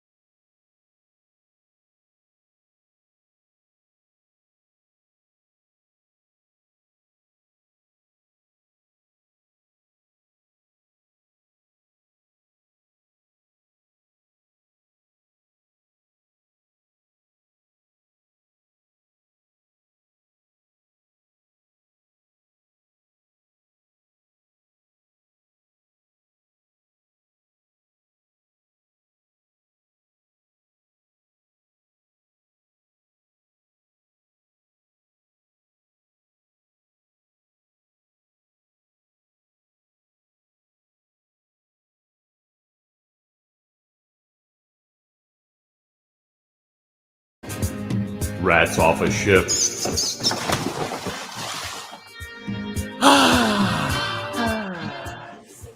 Time now for our favorite Wednesday game. Rats off a ship. You know how it goes. It's Galen's favorite game. It is time now to determine where our rats lie. Donno, you're familiar with this game, correct? Give me a refresh. Dead to me. Absolutely dead to me. That's a different game. Yes. JFig will read a list of topics. Oh, okay, now I remember. I didn't remember if I had to come up with my own topic or if you come up with the topic, but now I know. Oh, yes. JFig will read a list of Come on, Donno. You're Get with the program. I'm not good with games. You're exposing trivia. I love trivia. Trivia coming up next hour, by the way. Listen, we got summer trivia coming up. Make sure you guys tune into that. It's big money over here. Big money. JFig, topic number one. One. All right, number one, we've got Kyrie Irving being the most gifted player we've ever seen. Huh. Okay. Mhm. I believe I heard LeBron James talking about this, saying that, Uncle Drew, best one to a most gifted player he's ever seen. Let's hear what LeBron had to say. I will call Kyrie the wizard all the time. There was nothing on the basketball floor that Kyrie couldn't do. And sitting here watching it, I'm playing like so happy and so proud and to watch him and continue his growth and whatever the case may be. And at the same time, I'm so mad at the same time that I am not his running mate anymore. He's the most gifted player the NBA has ever seen. He has the best gifts I've ever seen of any NBA player. Okay. Donno, where do your rats lie? Is he the most gifted player we have seen? I mean, I'm rats off a ship on this one. Wow. I mean, Rats first of off a all, ship. LeBron is, probably, he'd probably look no further than a mirror to see someone who has more physical gifts than Kyrie. Right there. So maybe there's a little humility there from LeBron. I feel weird even saying that, but no, I'm rats. Kyrie Irving, a lot of physical gifts, obviously a lot of weird mental things that get in the way of some of those physical gifts, but I don't think I'm not going to say he's the most gifted player ever. No, he might be cool for Cocoa Puffs, but he never did nothing wrong. Right? One, it's also like somebody points out, Menu 631, a little disrespectful to Dwayne Wade. LeBron's throwing D Wade under the bus. He played with Wade too. See, I look at it a little different. He didn't say the best. Correct. Okay. Said most gifted. When you think of Kyrie, I'm not talking about best, but you see his ball handling, how he gets to the rim, the way he shoots the three. Usually a player possesses one of those skills and it makes him great. Right? He can do all those things. So I know where he's getting at. He didn't say Kyrie was the best. He didn't say Kyrie was the best player he ever played with. He said most talented. There's a big difference. There's a lot. You know what talented is? Talented is watching the combine. When you see somebody run a 4.2 with a 45-inch vertical. That don't mean he can play football. That just means the tools that he has to play football are exceptional. So I'm not rats off a ship because I think that's how I took it. Whereas you guys went into defend D Wade, and I'm a biggest defender of D Wade too. But he wasn't talking about ability, accomplishments. He wasn't talking about any of that. He's just talking about pure skill. Yeah. I understand what he was talking about more or less in regards to not saying he was the best, but I'm trying to think if there's anyone who had ball handling skills remotely close to his, but was maybe a better defender. And I'm still trying to jog my memory for that. You're talking about handles like Steph. Yeah. Right? Actually, you know what? He goes to the rim more than Steph. He does. I mean, shoots less threes than Steph. Right. That's what I'm saying. Yeah. But I'm just saying. Also, Steph led the league in steals for quite some time. It's pretty amazing that one guy can have all those tools. Like, again, it's a fair point. You usually watch one guy, he's exceptional at one thing. Yep. But you see Kyrie, his shot ain't working. Next thing you know, he's doing layups. He's, like it's amazing how he can get to the rim whenever he wants. Now, J Fig, where do your rats lie? Rats off a ship. Rats off a ship. Rats are swimming. Yeah, I think we came up with two different arguments during this conversation in Steph Curry and LeBron James that may beg to differ in regards to that. Well, just like again, like if most he said most talented, not best. Yeah, for sure. But I do think they have most gifted. But I think if most players who are not LeBron James would answer that question, they would say LeBron James. Whereas LeBron didn't want to sound like a D-bag to be like, oh, well, it's me, right? So he had to say somebody else. That's why I'm rats off a ship. No, all right. I mean, I get it. But LeBron is more of a physical tool. Yeah. Right? But if you and that's the biggest thing, that nobody that big has ever been able to do the things that he's done as far as being a point guard, rebounding, and that's what makes him great, though, that size. If you take the size out of it, then he doesn't dribble as well as Kyrie. There's a few things he doesn't do. LeBron's the most complete player I've ever seen in the NBA. Yeah. As far as defensively, offensively, ball handling, shooting, he's the best as far as having that size with those skills, right? Doesn't mean he's the best. I think we get caught up in when you say LeBron might be the most gifted basketball player to ever play the game as far as size, speed, agility, shooting ability, all those things put together. Doesn't mean he's the best basketball player. And that's where I'm trying to, kind of get across to Kyrie. Like, dude, just watching Kyrie is amazing. Yeah. Like if he hadn't said all those crazy things, or the whole COVID thing hadn't gotten to him, I think people will warm up to that comment. Yeah, true. But as a former athlete and being around guys, I can separate the skill from the person, right? Fans don't do that. Fans don't separate the two. Like, I do believe that, because guess what? Think about this. Have you ever heard a player say one negative thing about Kyrie? No, usually his teammates don't. No, but I'm saying even after the fact. Yeah, no. They don't. That's the biggest indicator for me. When your peers never say anything negative about you, that means that because a peer can separate the two, can separate the person from the skill and the talent. All right, J Fig, what's number 2? Do we actually have time for number 2? We have time for one more speed one. Whichever one of the remaining you pick. Okay. Don't do it. I see the smirk on your face already, Jennifer. I don't like it. The new Venom movie.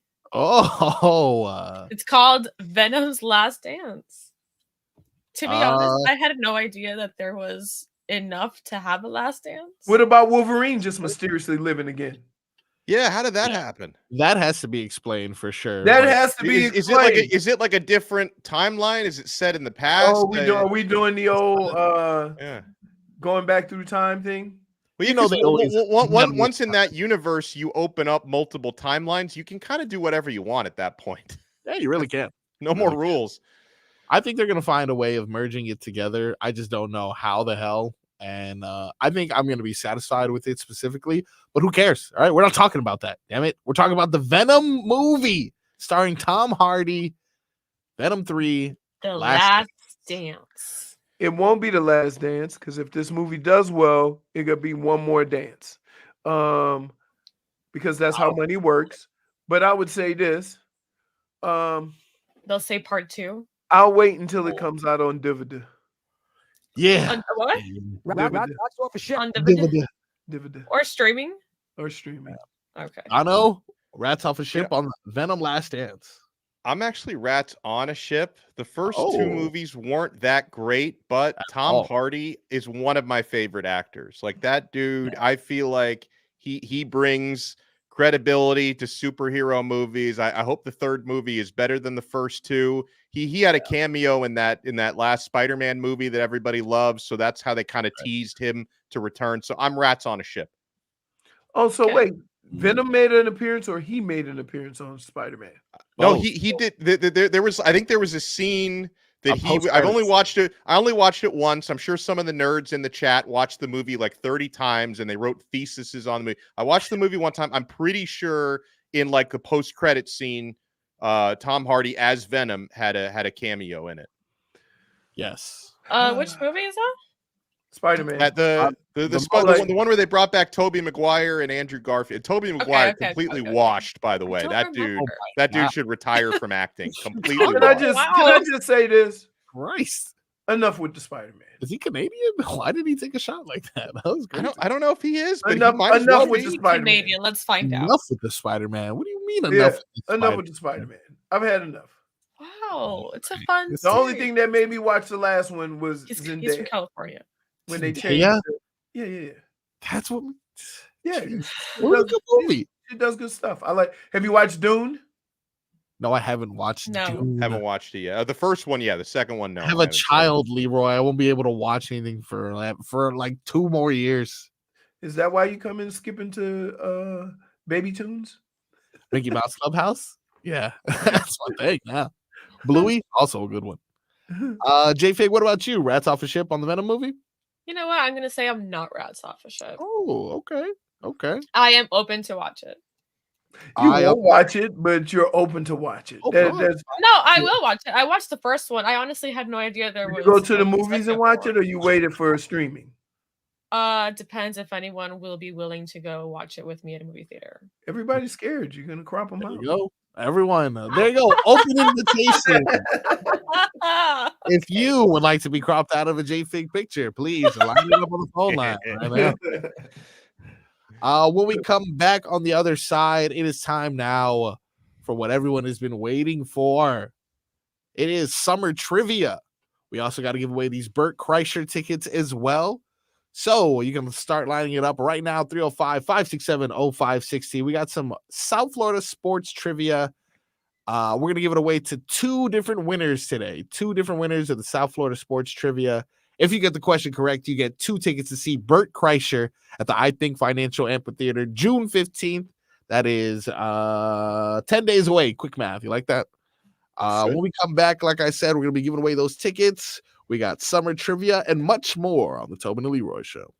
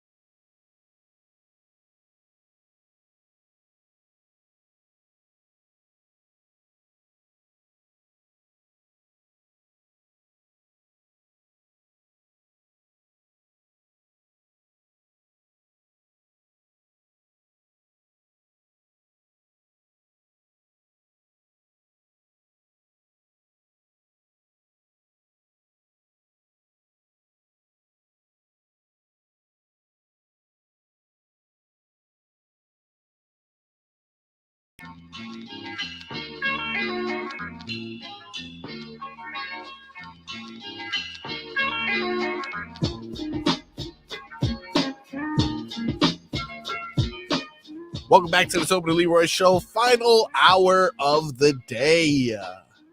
Go ahead and give you your latest headlines, but we all know you're here for one thing and one thing only, and that's summertime trivia. That's why I'm here. I do have Doug on line 2 in order to answer the question. I did get some other callers, but then Jimmy came in here and distracted me from answering the phone because he told me that he's been wearing a brace on his wrist for at least 3 weeks now because he had a mild sprain. Wow. Jimmy? Yeah. Mild sprain. Jimmy that Jimmy. You know what that is? Part of the Hoch and Crowder show. Yes. You know how when people got COVID, they had to stay away from each other? Yep. Jimmy, stay your ass away from Solana. That's what it is. That's the whole show.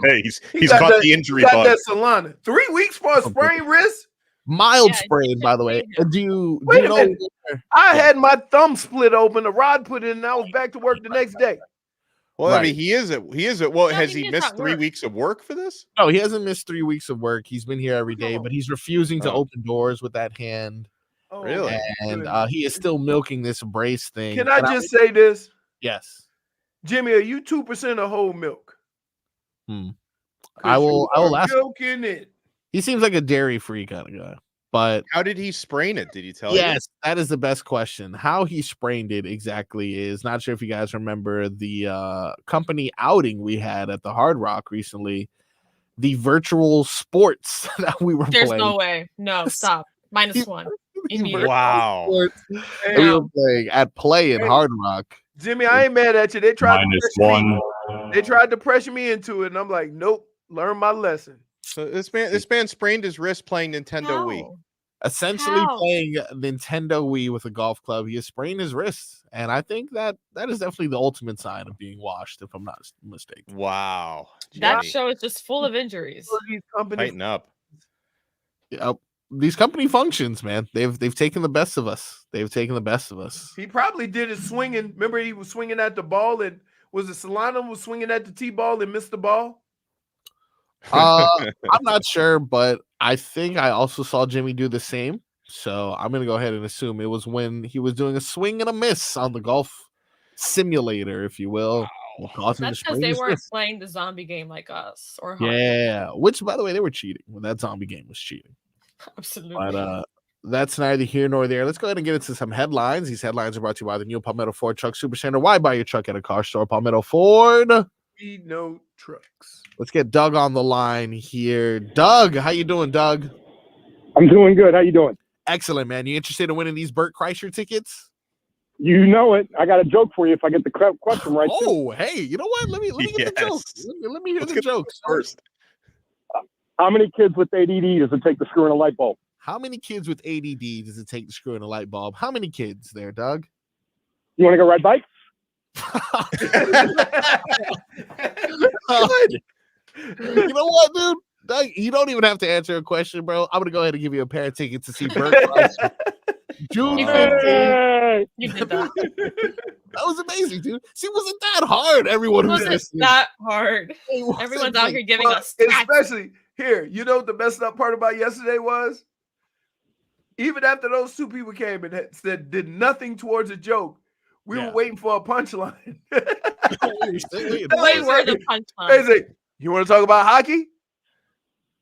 Doug, we were like, I appreciate your comedic relief, my friend. I'm gonna go ahead and put you on hold and gather that information from you. If you can please hold on for me for a couple minutes.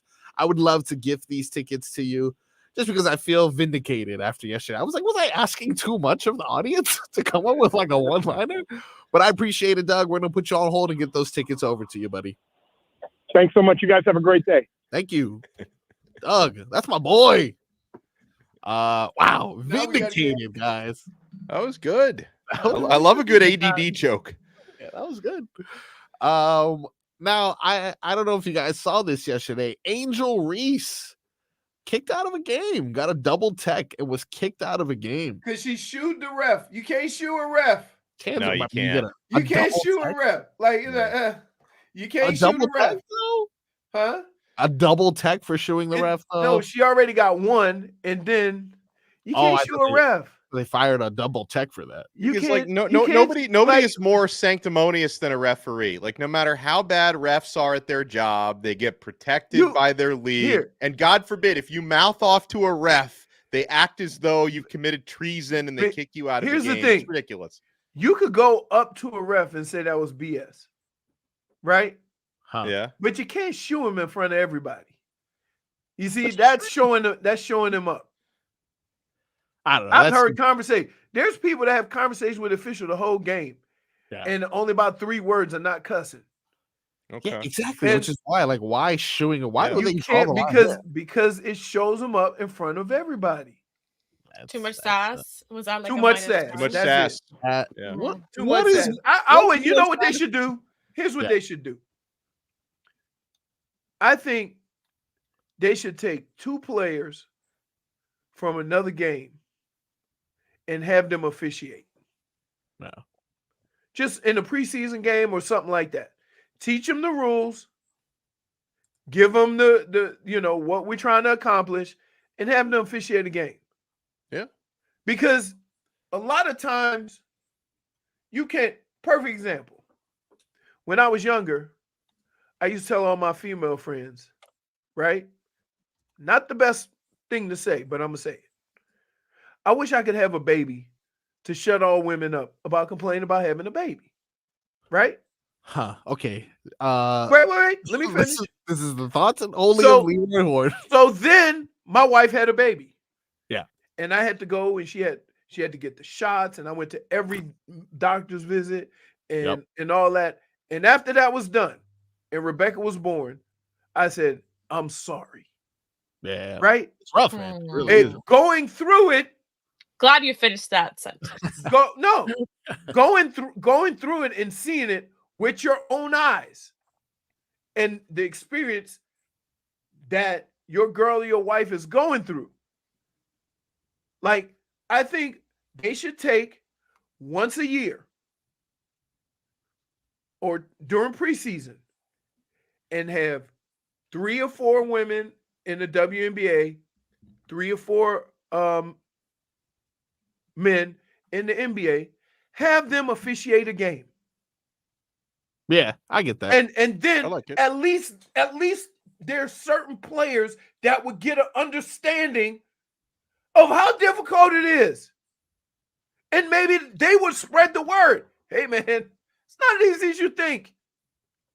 Because we don't see, the going rule is if we haven't been through it, we can't fully understand what it's like. You see what I mean?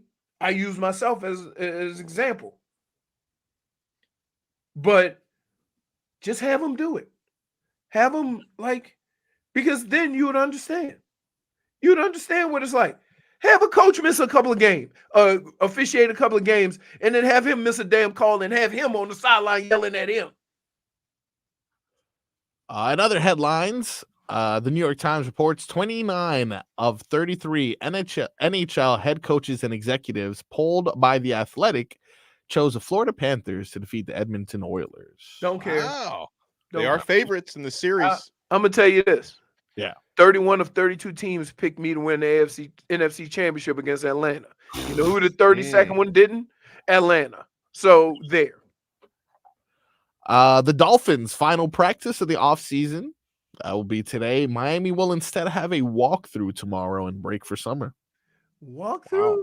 Yeah. This is the same thing as my kid having a half day for his last day of school. That's what they're doing this with grown men too. My daughter didn't even go to school. Look at that. I'm like, It's a I'm mandatory walkthrough. done with testing. Now, So what's the point?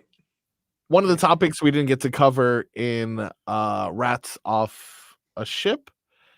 Apparently, the Kelseys are back in the news for something I wouldn't expect the Kelseys to be in the news for. Dirty feet. Apparently, Jason Kelce has admitted that he doesn't wash his feet. This is a tweet from him on June 1st. All of you have been fed diabolical lies that washing every crevice of your bodies and hair all the time is somehow better or healthier. Any dermatologist not in bed with big soap will agree. Hot spots are all that is necessary and actually leads to cleaner, healthier skin. He was also quoted as saying, "Who the bleep washes your legs? Or what kind of psychopath washes your feet?" Now, the internet is in an uproar. I got to tell you. Yeah. A lot of people don't wash their feet. Who's not washing their little pinkies, dude? What are we doing here? Dude, I can barely reach my feet. You want me to do like a gymnast and hold a foot up? So you don't wash your feet either. You know what? When I get to a little bit older, we'll see. Bend down. And do that weird. Bend down. Whoa. You gotta up get your under butt. there. I'm talking about the bottom of your feet. Leg. Yeah, I do that all the time. He's going after big soap. He's going after the whole dermatology profession. Get one of those Weird. little loofahs and then you still, Jennifer. What? You missed the whole point of why I said it. You got to be able to reach it. Who cares what you're washing with? You can reach it with a loofah that has a little extender thing. Oh, so you want me to like a selfie stick? You want me to hold my leg up and reach it with a selfie stick? Mm-hmm. Well, Travis Kelce weighed in on it, and I love that TMZ reports him as Taylor Swift's boyfriend. Said he'll only get to bending down in the shower if he's had a grueling football practice or workout. He says otherwise it's simply runoff for the dogs. He says, I'm not washing my feet every time, but after like football practice where my feet have been like squishing, yes, I wash my feet. And Jason Kelce responds, I'm not touching my feet unless I'm clipping my toenails. That's the only time I touch my feet. Oh, so now he can reach there, huh? Seems like Jason's a little off the rails. Hey, Jay, here, let me say this. And I'm going to say this nicely. The nastiest human beings on planet Earth are offensive linemen. Yeah, that makes sense. So human gargoyles. You're not asking a wide receiver who probably gets manis and petties. Right. You're not asking a quarterback, right? You're asking if we had to bring to the table the nastiest players in your sport, I offer you offensive linemen. I played with an offensive lineman longer than I played with any other football person. And that's Steve Everett. Well, let's just say he had his moments. He once had to go to the plane barefoot. That's just so weird. Because he wore I feel his even remotely dirty. I'm not getting into my bed. I'm going to go into the shower. He wore his game shoes to the game, and they packed his game shoes thinking, and they had to go get him. So they went and got it, went through all the luggage, got his game shoes, and gave them back to him on the bus. Meanwhile, he's walking around barefoot. You know, this is another factor that adds on to when I used to work helping design shoes for athletes. When the shoes would come in, what the hell did that happen? Yeah, the smell was unreal. Well, and I had to work on those shoes. Okay, that's not it. Athletes spend more time. Football players more time in their equipment and shoes and pads than anybody. Yeah, makes sense. Like basketball, they're just in shorts and Yeah, and they're quick to get into burn the shoe. Just burn the shoe. You can't. You got to break them in. Yeah, awful. When we come back, it is time now for what we've all been eagerly awaiting for: the competition heard around the world. Leroy Horde himself has tweeted out 3 times how excited he is about this. It is summer trivia when we come back on the Tobin and Leroy show. Doug, I'm coming to give you your tickets. WQ.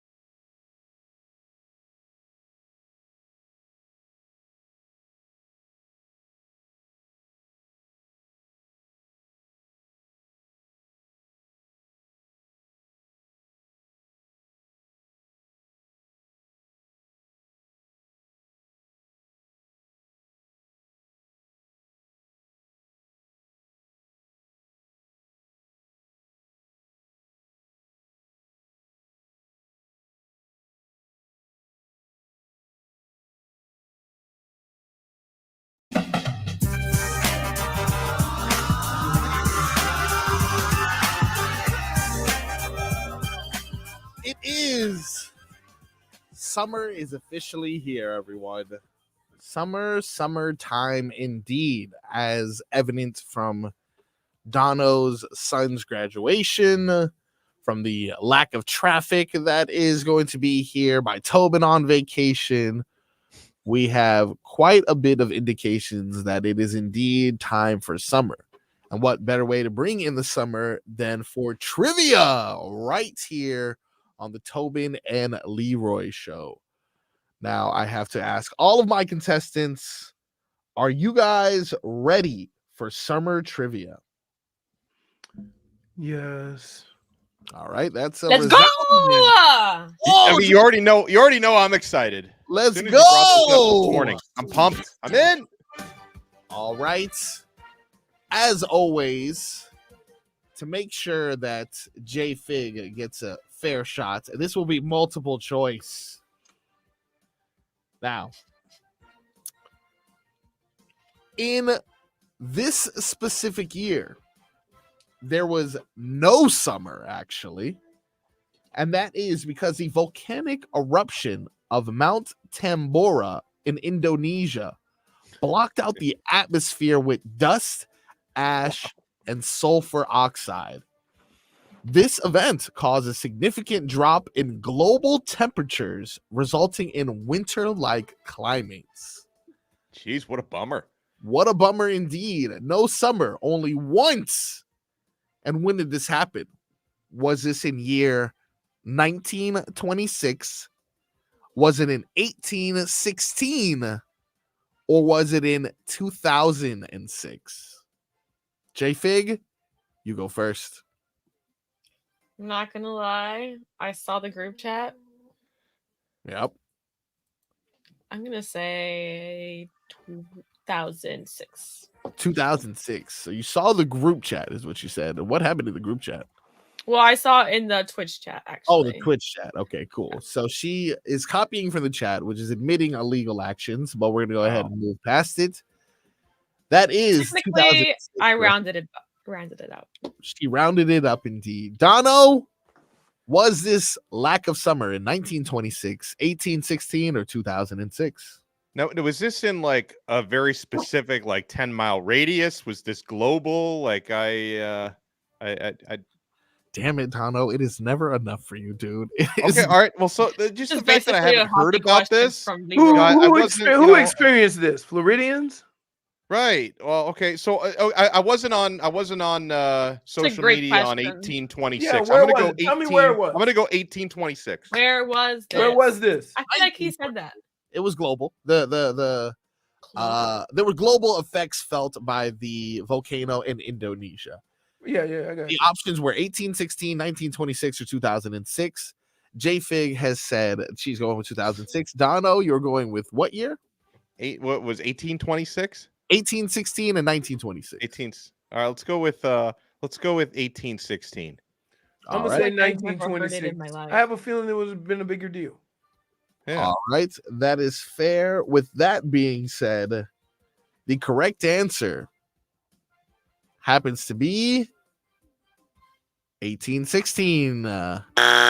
Incorrect, Leroy and J-Fig. Correct, Donno. Yeah, it had to be before our time because I figured I would have seen about this on social media. And there's been a lot of erupting volcanoes. Yeah. You guys are whining. Donno got it easily. Totally easily. I did that for Donno because he was Thank in you here yesterday. You're Thank welcome. you, J-Fig. And I kind of stole your lead on Monday. So Well, I think the lesson you learned is if you think the people in the Twitch chat know the answer to that question, you got to see you're how mistaken. quickly they answered that question. though. Right, They're, they were all over very it. Sure. All right, guys, ready for question number 2? Yep. Now, as you know, the heats can get intense during the summer. So intense, it causes this monument to grow by as many as 6 inches during this time. Is this monument the Statue of Liberty, the Eiffel Tower, or the Golden Gate Bridge? Again, the sun is so strong, it causes this monument to grow 6 inches during the summer. Is this the Statue of Liberty, the Eiffel Tower, or the Golden Gate Bridge? I'm gonna go saying Statue of Liberty. Yeah. Because all right. Because if the Eiffel Tower moved back and forth with elevators and all kinds of stuff in it, it'd be some damage. And the Golden Gate Bridge, we've seen how they build bridges over there. That thing wobbles like with strong winds. For sure. So Donno, they both picked the Statue of Liberty. What is going to be your selection, sir? I'm going to go Eiffel Tower because it was actually built by the same guy, I think, who built the Statue of Liberty. But since the Eiffel Tower is so much taller, I feel like there's more room to grow 6 inches. I'll go with that. All right. The correct answer. The Eiffel Tower. 2 for 2, Donno. 2 for 2. How do you guys feel about that thus far? Shut up. Confused. Oh. Okay. No, that is fair. That is a crowd. It's like you go rub it in. Oh, you say, oh, he over there dumb as hell, and he will ask me how you feel about being so dumb. Wow. Like, not great. Lashing out indeed. Hey, nobody want to ask a question about why they only got one question right in 7 years of doing this game. Leroy, how do you feel about just being dumb as hell? Okay. Yes, I didn't mean to. All right, now we got one that's pretty interesting here. If you guys would willing to go down this path with me. As we know, there is a term known as the dog days of summer. Now, as we know today, that term is used to discuss the sweltering heat that is existent during summer, but its original purpose actually has nothing to do with the hot days during the summer. What is the original meaning of, or the origin of the dog days of summer? Is it in reference to the dog population growing, a star close to the sun, or horny people during the summer who are walking around like a dog in heat? Again, here are the options. Dog days of summer. Is that in reference to the dog population growing substantially during that time? Is it related to the stars, or is it related to horny people? Donno, I'm gonna let you... Oh, okay, my bad. All right, no, that's fine. I was gonna let Donno go first, but J-Fig, you got it. No, he's already won. All right, so she says it's for the stars. Sure. Donno, what do you think it is? Dog population. I'm gonna agree with J Fig. I don't know. It just it feels, because I know that I think one of the stars is Sirius, which I think has something to do with a dog. So I'm gonna go with that. I'm gonna go with the stars. All right, I ain't going against them. I agree with them. When he starts mentioning things like Sirius, you gotta agree at a certain point. And I'm gonna go ahead and say you all are correct. No one's gonna pick horny people, huh? No one thought that. I thought about it. The phrase "dog days of summer" comes from the ancient Greeks. When Sirius, the star Sirius, also known as the dog star, would appear in the sky just before the sun, that would mark the beginning of the very hottest days of the year. Is this what Florence and the Machine were speaking about in their song? That is exactly what Florence and the Machine were talking about. I think so. I've never heard a Florence and the Machine song in my life.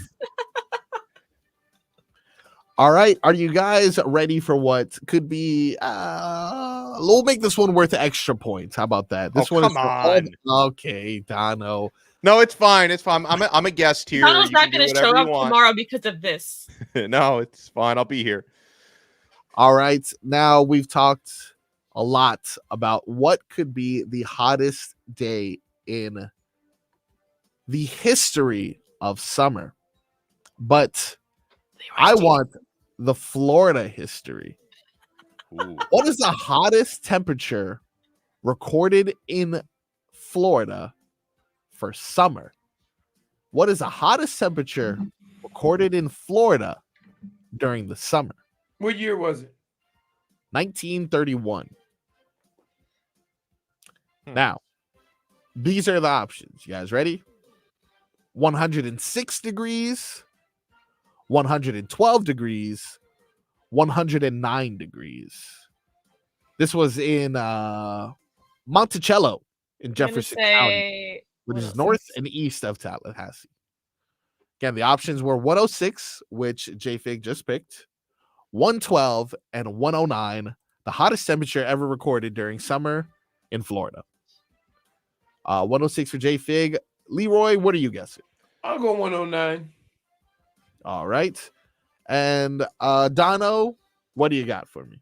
It's got to be. I definitely don't think it's 112. I'm gonna go 106 because, as they always say in Florida, what really kills you is the humidity, right? We don't get like the Death Valley temperatures, so I'm gonna go 106. You also got to think global warming is a thing now. It's always been a thing, but it was less severe back then, I'm assuming. Well, yeah, but And you're saying that, Tallahassee is up in the but in Panhandle. 1931, it was hotter than it's ever been. So I think Marcos just debunked global warming. Oh, that's it. Global warming, a ploy of You're not part of the big question. soap. They just want you to wash your feet, everyone.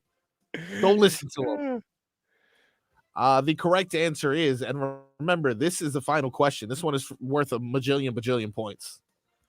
Hottest temperature ever recorded in Florida, June 29th, 1931, in Monticello, Jefferson County, for $1 million. The correct answer is 109 degrees. Wow. Winner! He comes Did behind. Yes. Leroy is crowned champion of summer trivia. You should take away his points because he's been leading the whole show. Yeah. Well, Oh, now you're lashing out. Wow. although you're winning, Oh, she wait, does wait. pick up a good point. Wait. Good As point. long as I'm losing, I'm okay to lean back. No, it Yeah, was never okay to lean back. Then as soon as you become a threat, no longer allowed. So Huge win, Leroy. No, I mean it was a huge win until she's How correct. Donno's sweating. That is a -1 for leaning out of the camera. Therefore, I was never out of the camera. After consideration, Donno, you are the winner. I had to squint to look at you. Let's go, Donno. Really? All right. Wasn't in regulation, but we got it done. We'll close things up on the other side, right here on the Tobin and Leroy Show. This hour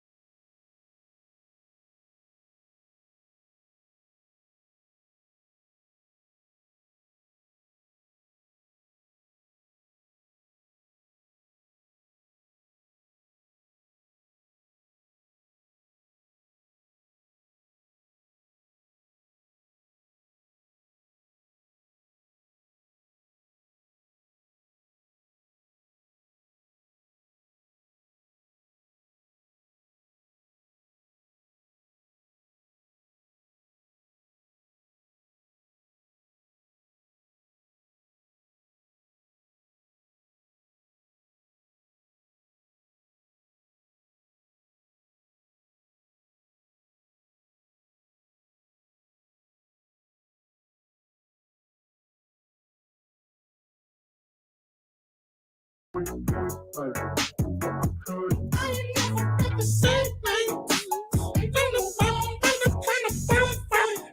you think of those lyrics, guys? Pretty good. Welcome back to the Tobin and Leroy show.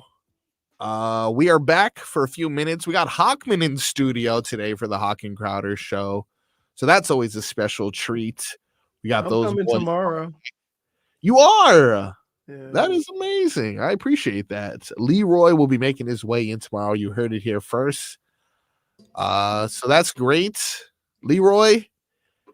If the Marlins win, Whopper Jr.'s on me tomorrow, buddy. You can go ahead and save your little nickels and dimes. I got tomorrow. Been a good show today. We got an opportunity to cover a lot of what was going on at mini camp with the Dolphins. Heard a little bit from the Panthers' opponent, Edmonton Oilers, who on the way out decided, you know what, Bills, screw you as well. So I'm always Bills here caught for some that. strays there. It's like he was pretty respectful to the Panthers. He was disrespectful to the Bills for whatever reason. Can I ask you a question? Is it being disrespectful when you're stating facts? No. Okay. I guess not. They went. He didn't play for them. They went to 4 straight Super Bowls. They had a lot of experience. They had more experience than anybody. Yeah. Absolutely. Mentioned it a few minutes ago. Miami Marlins have a game today against Tampa Bay Rays. That'll be at 6:40. Marlins have been doing a good job with their promotion. Seems like they got some sort of special going on every single night. I saw them give away the Flanagan's Probably continue the specials because ain't enough people showing when you're up. not winning very many games, you better up your promotion game. Tell you what, Aren't though, they doing a Puerto Rico? Yeah, they got a Puerto Rico jersey. thing. Yeah, man. But those promos that they give, though, those are real deal. Those are legit. Yeah. I really do wish the team was better just so I had more interest in going. Well, But at if least they got better, they'd probably taper down the promos because they'd get people buying tickets anyway. So you know what? They better stay bad if you want good promos. So basically, you're saying they're running this team like a farm team. They're doing their best. Yes, they are running there. They're adding parties. I saw DJ Zog mixing there. They have a bunch of opportunities for you guys to do stuff because you said the product on the field isn't great. So they'll do their best. We'll do our best here as we always do. It's been a pleasure, Donno. I appreciate you coming back. You know what? In honor of the NBA Finals tomorrow, and in honor of Donno's son graduating kindergarten, correct? Correct. This week, I plan on having some NBA Finals trivia, as well as playing Are We Smarter Than a First Grader, as little Donno prepares for his venture. So I'll let him answer. Well, look, we will find out. Well, he's not even in first grade yet. It's a little unfair. That's true. Fair. We'll see if our public school education has done us any good.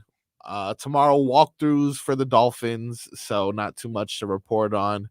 We get it. Tua wants his contract, so does Tyreek. We'll figure out if any updates happen there. As far as any other breaking news, feel free to hit me up on our social media links, because Lord knows that I procrastinate until about 10 minutes before the show starts before I send the rundown out. So I appreciated it though, because the other on Monday I didn't even read the rundown. Today I read the rundown. It was good. You didn't follow it on Monday. Hey, I did one segment, Leroy. He didn't follow it, and I was counting on it. All right. Well, with that being said, Hoch and Crowder coming up next. We will talk to you guys tomorrow. The